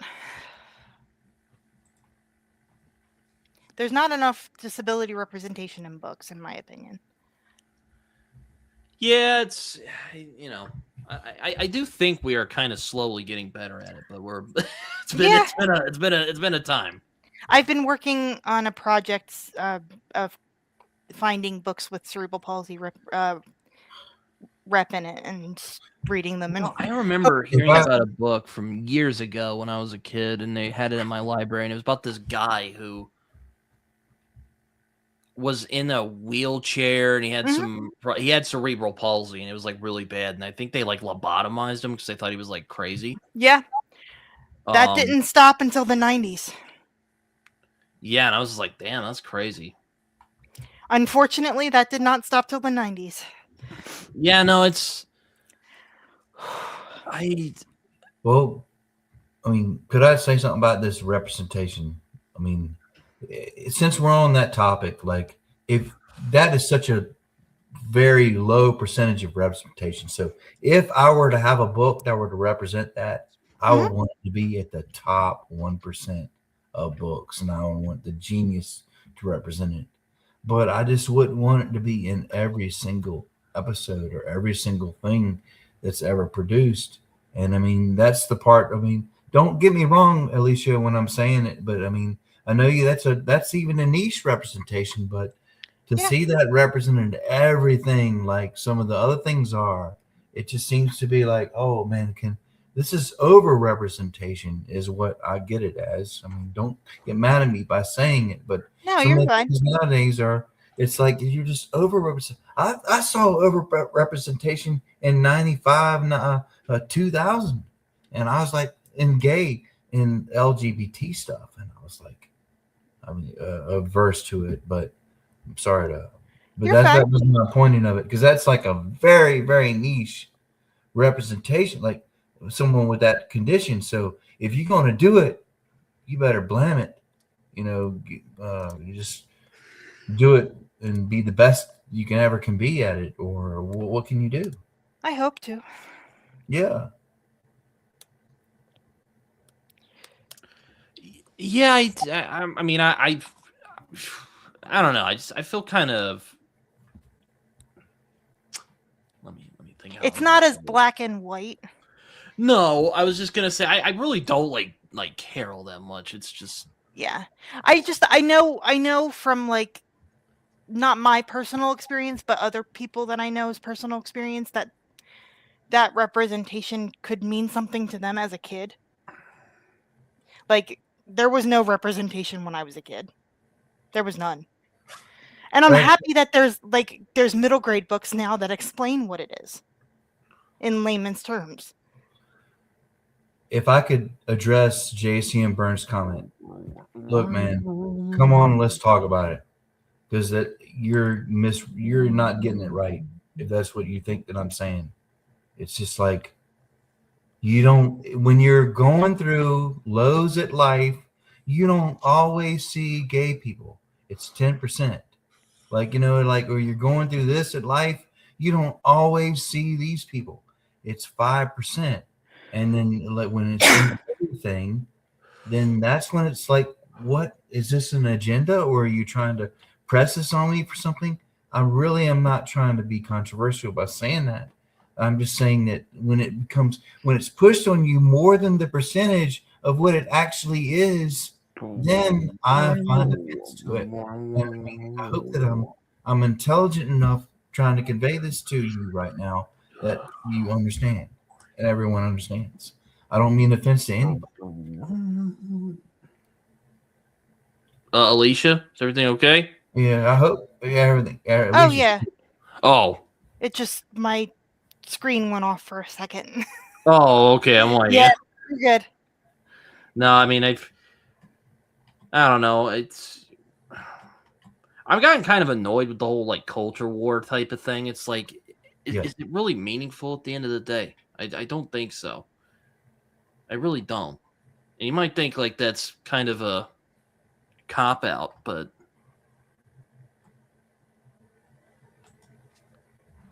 hold on. Let me fucking.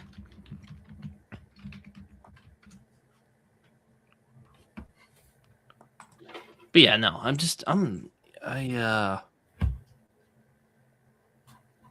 hold on, where is that? There we go. Yeah, I mean, I guess so. I mean, I don't,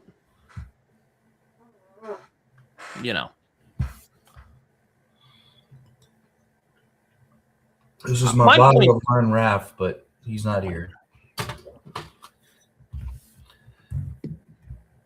I mean, I've actually been considering making a video about like how much like reactionaryism there is in fandom, but I've not really had like a. That's a topic. Yeah, I know it is. Like, you will do well if you do these stuff. Like, yeah, the ones people should talk about. Yeah, there are certain books that I won't read because of the fandom. Yeah, there's some fandoms that are like really obnoxious. And I'm not trying to be that person, but there's a fandom that a lot of people talk about on the bookish internet that drives me insane. I don't know about this class war thing, but there is a big thing about how people on BookTube don't want to talk about social stuff or politics. But the problem really is that everything is politics nowadays. Doesn't matter what you talk about. It all gets considered as you can't talk about it because it's politics. So, I mean, that's. Well, I feel like Raph would explain it better than I could. I think there is.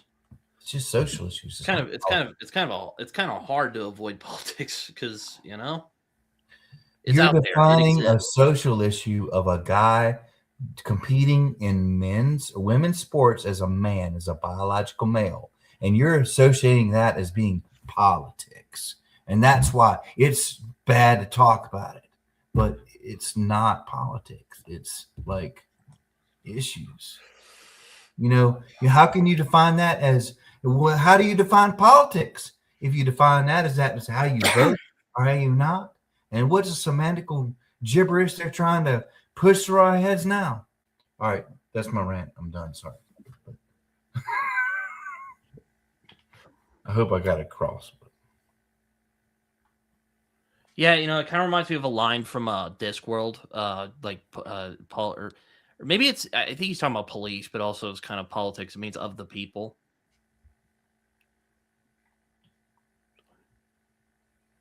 Yeah.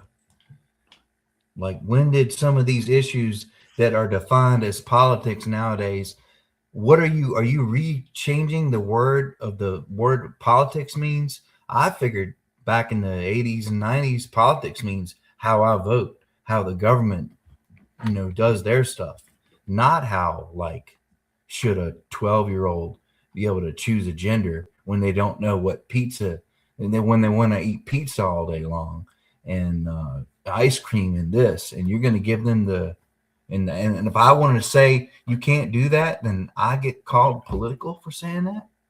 That's an issue. It's not politics. And I mean, it's sorry that I'll say one more thing. I'm in satire. I write satire, so I can't get away from politics now, and that's why. I mean, I don't care if I get into the political type of vote which way or other aspect of it, or Babylon B. That's funny aspect of it. All right, but anyway, yeah.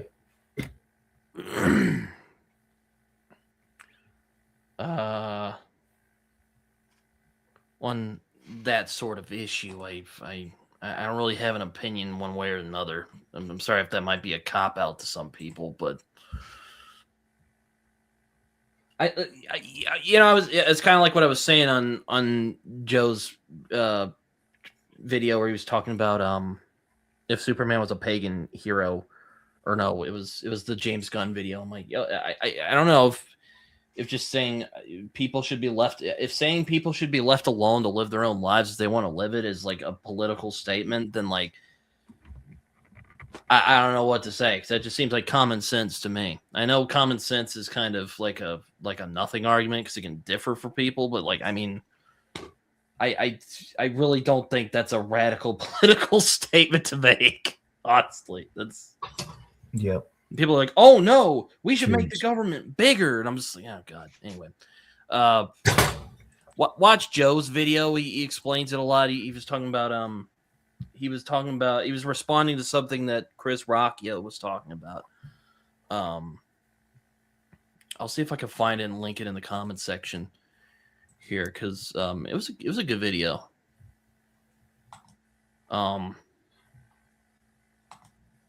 Anyway, what was I saying? Oh yeah, people should be able to live their lives how they want to. Again, if that's a radical political statement, I don't know what to tell you. I really don't. I don't know. People, I really think that people nowadays want to describe whatever you're talking about as politics so that you can't discuss it. I mean, not to get too unnerved about it, but there you go. Here's the video, Tharnall, if you want to go watch it. But yeah, no, yeah.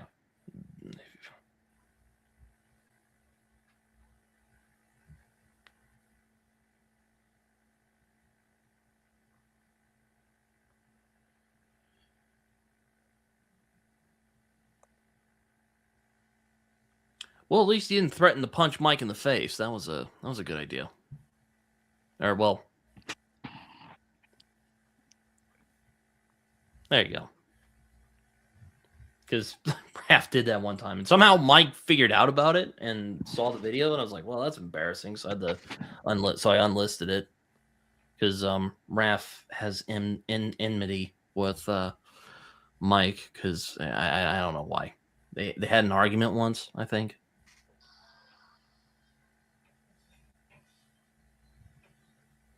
Raph would probably be able to better explain it than I could, but you know. I hope to one day talk to Raph about that, and hopefully he can apologize or whatever. But I mean, I think I think that I've already said it. I think he's ideologically enraptured now, and captured and enraptured, and that's the problem. And I was too. But I mean, it's not good to say if someone does this or votes Trump, then they're a fascist. Or if someone does this and they're that. It's a whole lot more complex than that. And you're only showing your ignorance and not your intelligence. But I've said it before to his face, but I'll wait. Let's debate it, Raph, if you want. Yeah, I don't know what. Well, like I said, Raph said he was tired, so he probably wasn't going to come in today. But anyway, Alicia, what are you up to? And are you hoping to what are you hoping to read next? I am working on. Um, I actually have it here because I just filmed. Um, I am reading a. I think it's YA, but I'm not sure. It's a gothic retelling of The Sea Witch by Sarah Hennings, Mm. and I'm also reading the sequel to Inkheart, which is Inkspell by Clara Fuke. I think that's how you say her last name. It's Fucke. All right. That's a good name. But I'm hoping to get to this one next. It's a nonfiction. It's talking about the women who worked for Walt Disney in animation, Oh. and it's a nonfiction.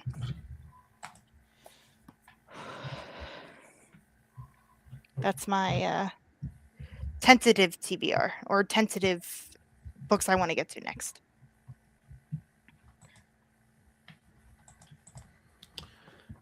Yeah, you know what's funny about Dungeon Crawler Carl is I actually got followed by Matt Denneman just kind of on a whim on Twitter, and I was like, that's weird, and then nothing ever happened after that. But like I've not talked to him, but it was an experience.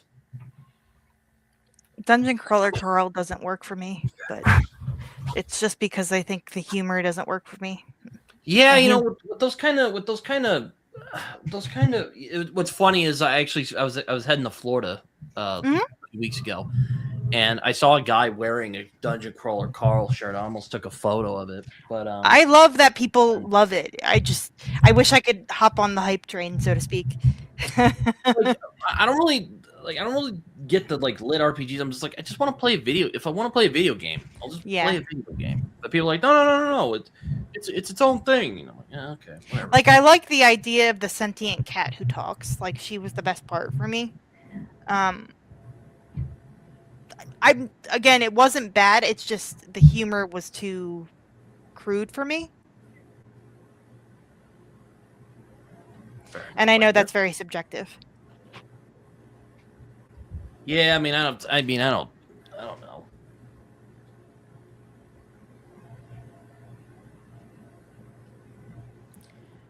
Yeah. Maybe I don't think RPGs are like lit RP like are for me personally, but I'm willing to try another one.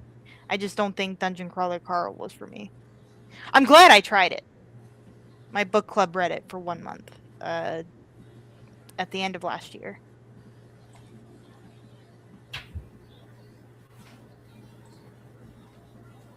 Oh shit, they made a vigilante movie.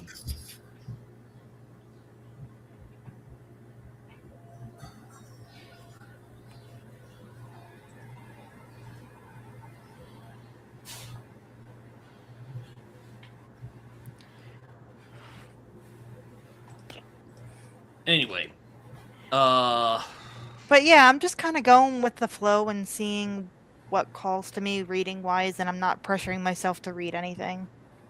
Yeah, I've just been kind of trying to avoid like the big series, you know. But you know, maybe I'll try Dungeon Crawler Carl at some point because most people I know, and they're not tiny.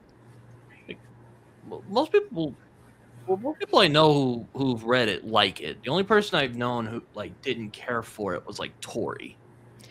It just wasn't for me. I gave it and you, Alicia. I think you're the only other person I met who like doesn't like. And that's okay. Like that's okay. I don't mind, but it's just I'm glad I read it because I was always curious about it. But you know, there's aspects of it that I like. It's like Malazan always has to read those, you know, big series. You know. Shut up, Charlie. Sorry. Commuted.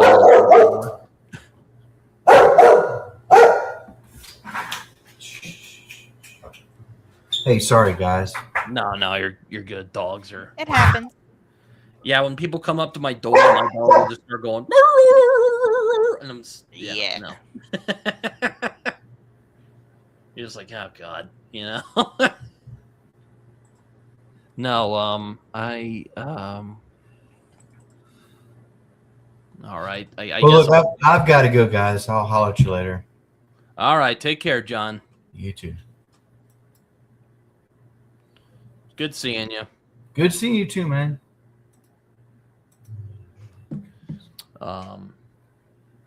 You know, I want to read more manga. It's just, again, and this might be ironic as someone who reads comic books about people in leotards running around beating each other up, but there's a lot of it I just don't get. Comic books about. I just don't get it. There's one that I do like. I like Monster by Urasawa. Yeah, Monster's great. Like Monsters. Yeah. You know I what's can't funny? find them physically. I've been wanting to buy them physically. I only have the first 4 or 5. One of the things I like about Urasawa's style is it's really grounded. Like the people actually look like people. I mean, there's some Yeah. animeisms for sure. Like I'm not saying there And isn't. But... and the TV adaptation's fantastic as well. Oh yes, for sure. I'm you know, I really it's funny. I was talking earlier about how Urasawa was my favorite mangaka, but like I'm just not a huge fan of the animeisms. Like why does everyone look like they're in their 20s? And you know? there's a lot of things that I just have It's issues also with. weirdly pedophilic. You said it, not me. Okay, good. And like how they make, but you know, there is people some of of the certain more ages look a certain way, and I'm just like, no. There are some of the exaggerated there is some of the exaggerated manga that I like. You know, I like Berserk, for instance, which, you know, Yeah. Berserk's great. I bounced off of Attack on Titan because of the violence. I like the story. The violence was just a little too much for me, personally.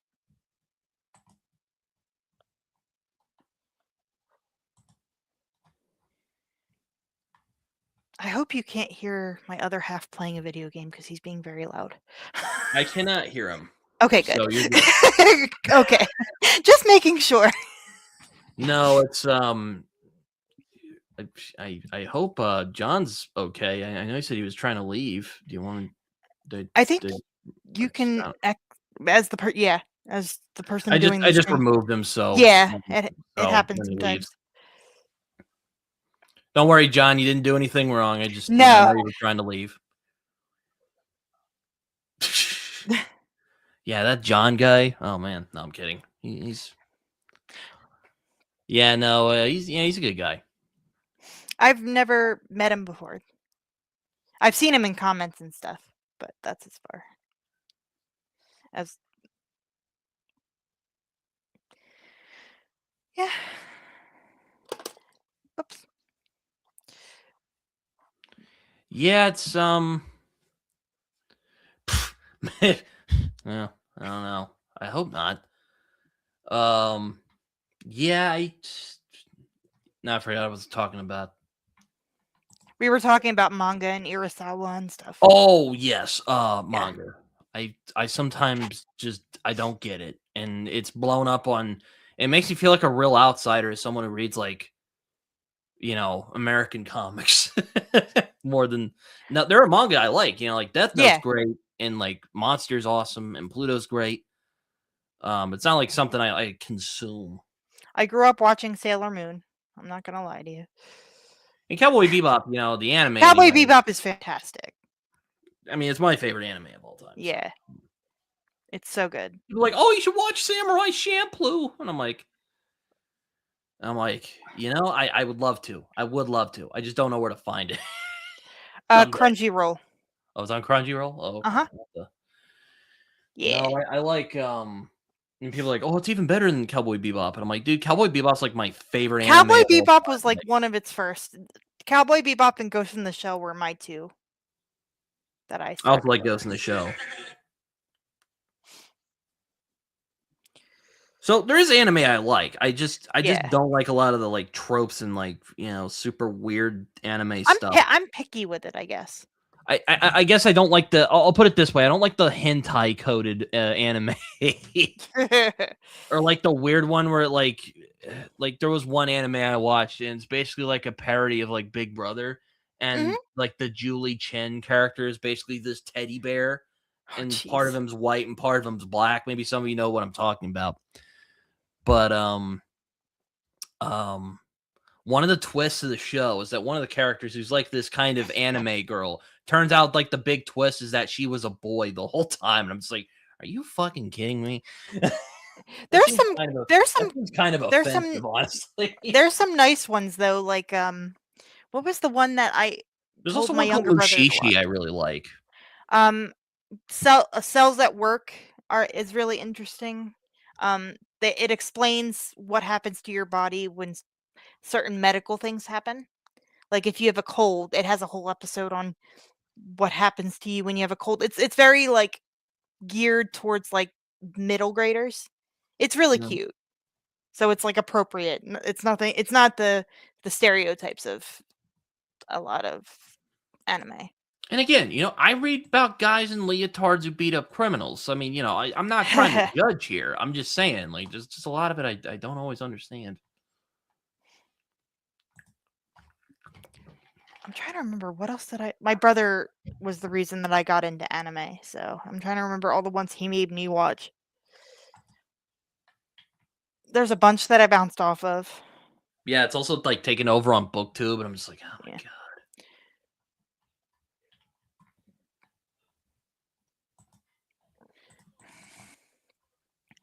And that's what I mean. Like, I think also just my reading taste in general has changed. So, like, I've diverted away from a lot of the booktubers that I used to watch.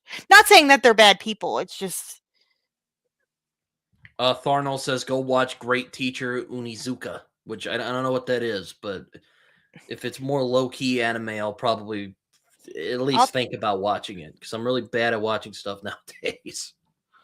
Well, join the club. I rewatch stuff because I just can't. I'll put it on the list of a million things that I have to watch. It's like, yes, my name is Cowboy Tanaka.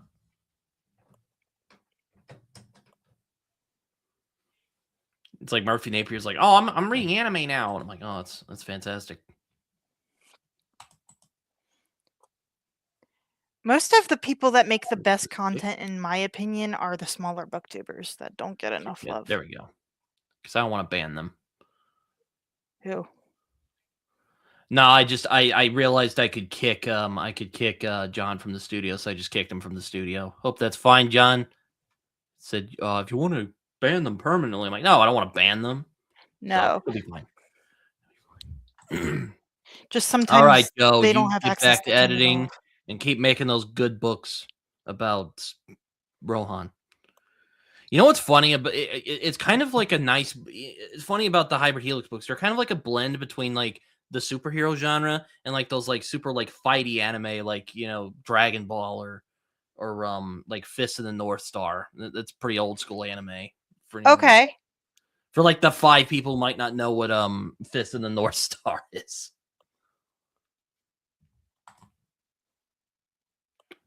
Okay, that sounds about right. That sounds like an anime concept. I'll have to find that at some point. I'm always playing catch up with TV, so there's too much on. And there's too many damn streaming services now. I know, man. It's I just can't do it. I just have Tubi and Netflix. Tubi's great. Yeah, Tubi's great. Like they have a bunch of like bad stuff on there because it's like, oh, it's free. We'll throw did you see that they got all the Cartoon Network stuff? Oh, they did? Ooh. Yeah. They got like the Powerpuff Girls, Dexter's Laboratory, all that. Like the heyday of Cartoon Network, they have it on now. Ooh, they got like do they have Samurai Jack on there? Yes, yep. And Animaniacs and all that stuff. And oh man, that's all. I thought HBO Max had a. I thought they HBO did. Max They did, and then Tubi scooped it up after they dropped it. Oh, that's crazy. So, yeah. And I love that it's free. I don't care if there's ads; it's free. Something else I don't have to pay for. Yeah, I remember Powerpuff Girls. One of my exes loved Powerpuff Girls, and I would sometimes entertain her. Go in the city of Powderville. She loved it. It just reminds me of my childhood because I feel like an old lady considering my birthday's in like 2 weeks. Well, happy early birthday to you, a fellow Thank you. March baby. If Yes, you're a April baby, in that case, I was I mistaken. am. I am a March baby. Okay, good. I'm a March baby. Well, there is good stuff on here. Like they have like some good like they have they have Mike Mignola drawing monsters. I'll have to get that. They also There's have The one. Shield. They also Are have The you Shield on Tubi. They are recently put you The Shield. a documentary person? Do you watch documentaries? I don't watch a lot of them, but I don't mind watching a documentary from time to time. Why? I recommend. There's one that I highly recommend. It's called Oh, Floyd. they got Justice League. They got Yep. Justice League, guys. Uh-huh. Yep. That's crazy. That's Um, awesome. Again, I the thought an HBO Max had them. it's called An Animated Life. The story of Floyd Norman. Ooh, they got Ed, and Eddie, It's and really oh good. man, they got all the old school shows. Everything you can think of, they've got. That is nuts. Oh, The I only did see thing, they recently put on Homicide: Life in the Street, which I've wanted yeah, to see for a long time too. That's that's an another one. oldie. That's an Oh, they oldie got but a Batman: The goodie. Brave and the Bold, which man, Batman: Brave and the Bold. That's an underrated. That's an underrated show. It's not Batman the animated series. I mean, nothing is, but it's a good show. Like it's a good one if you're like a fan of the DC universe and want something a little more lighthearted. I'm I- new into the DC universe, I guess. Or let me put it this way. It's also nice because it's like it acknowledges Batman as a tragic character, but that doesn't make him like not fun. Like you can still make him fun Yeah. while keeping that tragedy, which is nice. Because like I feel like a lot of people kind of go like, "Ooh yeah, Edge Lord, Batman," type of Well, thing. he was typecast as that for a very long time. And the other show's like, "Nay, nay, sir." Well, they even have they have Brawl on Cell Block 99, which is a great movie. I don't think I've ever heard of that one. All right, Jack. That's a fun one. Also fun because Michael Rosenbaum actually played Lex Luthor in Smallville. That was okay. That was my jam. That was my era of Spider-Man, Superman, all that stuff. That was my jam. I know it's cliche because they were in high school, but still.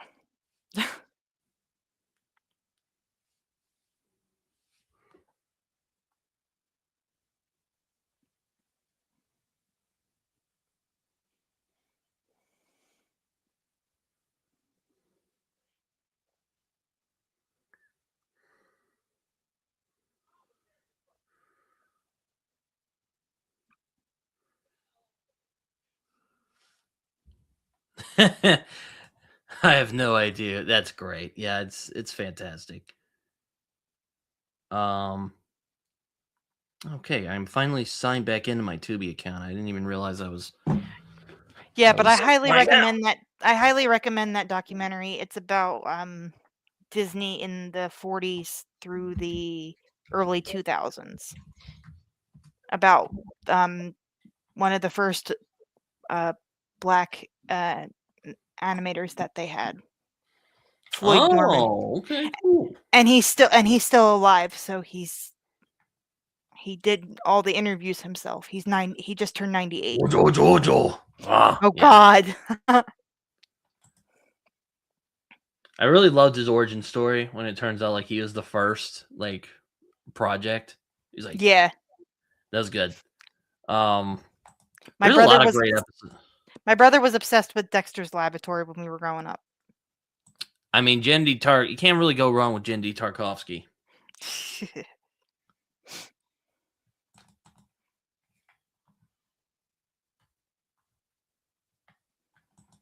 Yeah, but I've also been rewatching like stuff from my childhood. Like I found all the episodes of Rainbow Bright on YouTube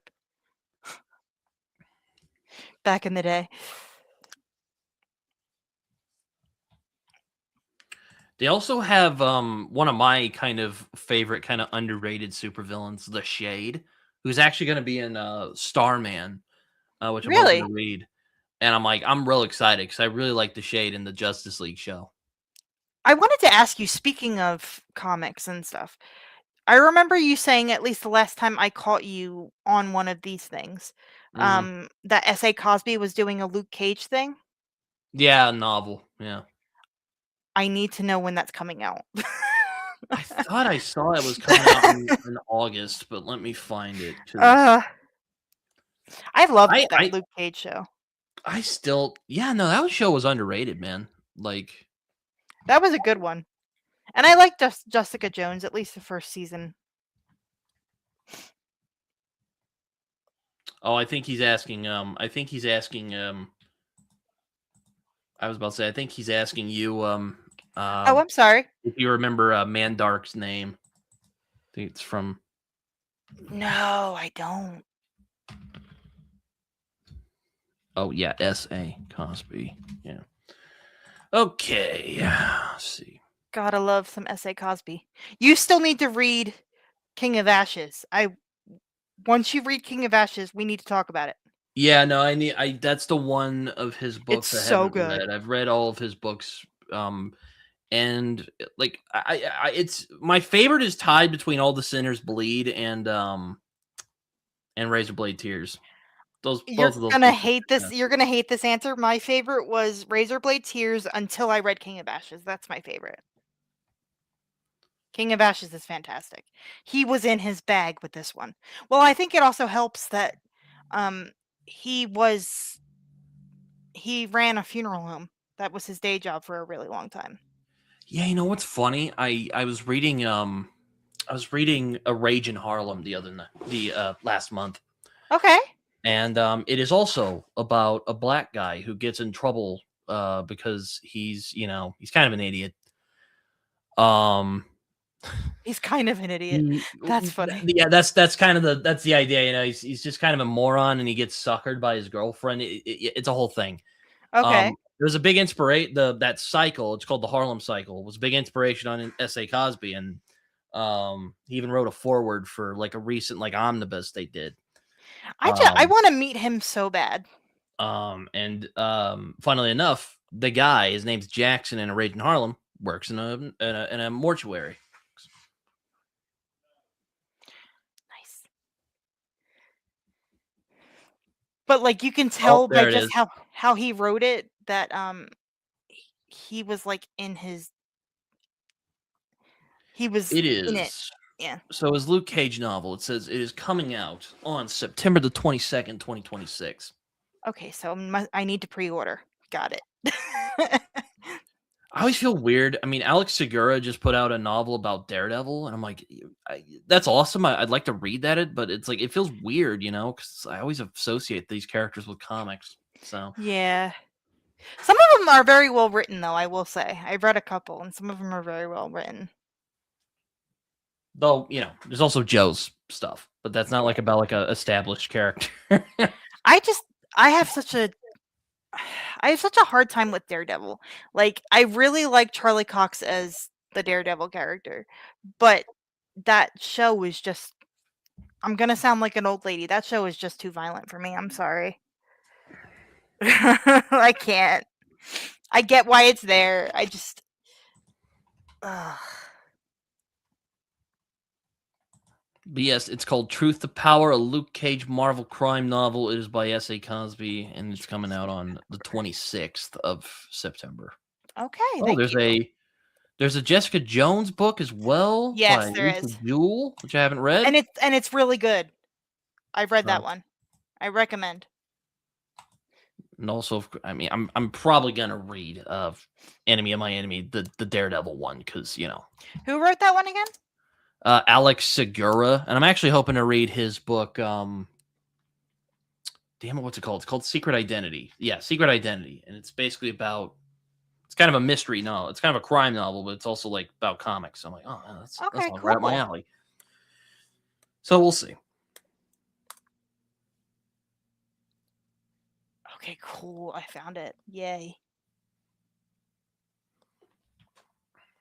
Anything S.A. Cosby writes, I'm automatically gonna buy. There is a novel on my Kindle called Wayne of Gotham. Okay, cool.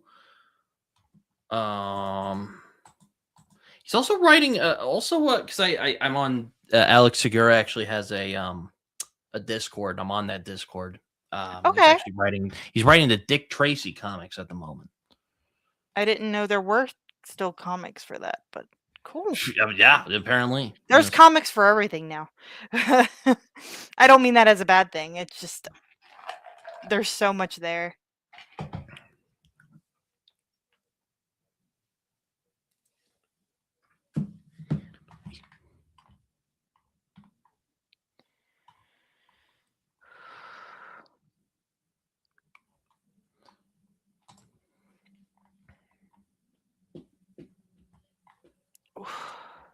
Yeah, I'm just kind of going with the flow and reading what I want to read. I'm not pressuring myself.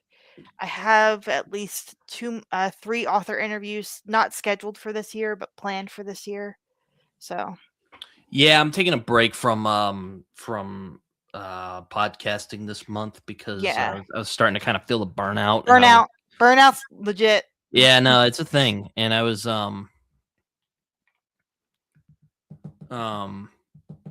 yeah, no, I was talking to Vaughn Roycraft, who's a great guy, by the way. I had him on. He was great. We had a good time. But I was kind of He seems feeling it. nice. I was kind of feeling the burnout a bit when I was talking to him, and I'm like, yeah, you know what? I think it's about time I take a break for a minute. So just for the month of March, I'm just gonna be taking a break. Oh, Yeah. I will probably still have like discussion videos, but it's not really the same thing as a podcast. Well, discussion videos are kind of like your bread and butter. Yeah, pretty much. I don't mean that as like a bad thing, but that's what yeah. I've seen you do the most. Yeah, and I like doing them. It's Yeah. fun talking about It's books just with other people. It's also just hard with like scheduling to schedule the whole thing because it's like a lot of the people are not in the same time zone, and Yeah, I it's that know. That's the thing. after a while it gets exhausting sometimes. Even though I love the conversation, it gets exhausting the other parts of it.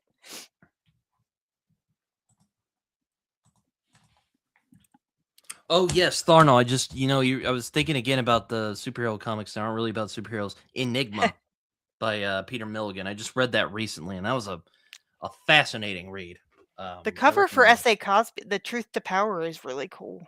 That cover is awesome. They finally. Well, there are books about comics. I mean, Michael Chabon's The Amazing Adventures of Cavalier and Clay is awesome. So I haven't read that one yet, but I've been recommended a million by like different people. it's really quite good. So it's a novel and not like it is a novel. Here, I'll okay. pull it out. I just wasn't sure if it like had comic. Okay. It's a good book. It's really. That's a chunky one. Yeah, it is. It's like 700 pages long. Son of a bitch, get up there. There we go. It's kind of a hassle keeping up with all these shelves and yeah. Anyway, that's another thing is I'm getting rid of a bunch of stuff. If I didn't love it, I'm not gonna keep it, kind of thing. Yeah, no, I'm the same way. If I don't care for a book, I'm just gonna give it away. Yeah.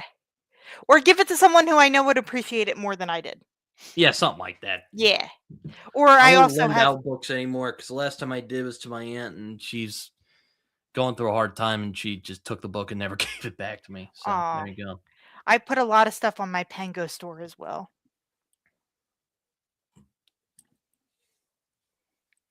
I'll be having a sale on my Pango store the week of my birthday, so the week of the 15th, I'll be having a huge sale on my Pango store. So if you're looking for any new books for cheap, and I usually get them out really quickly within the next day or so. Yeah, it's man, I'm just yeah, no, it's a oh man.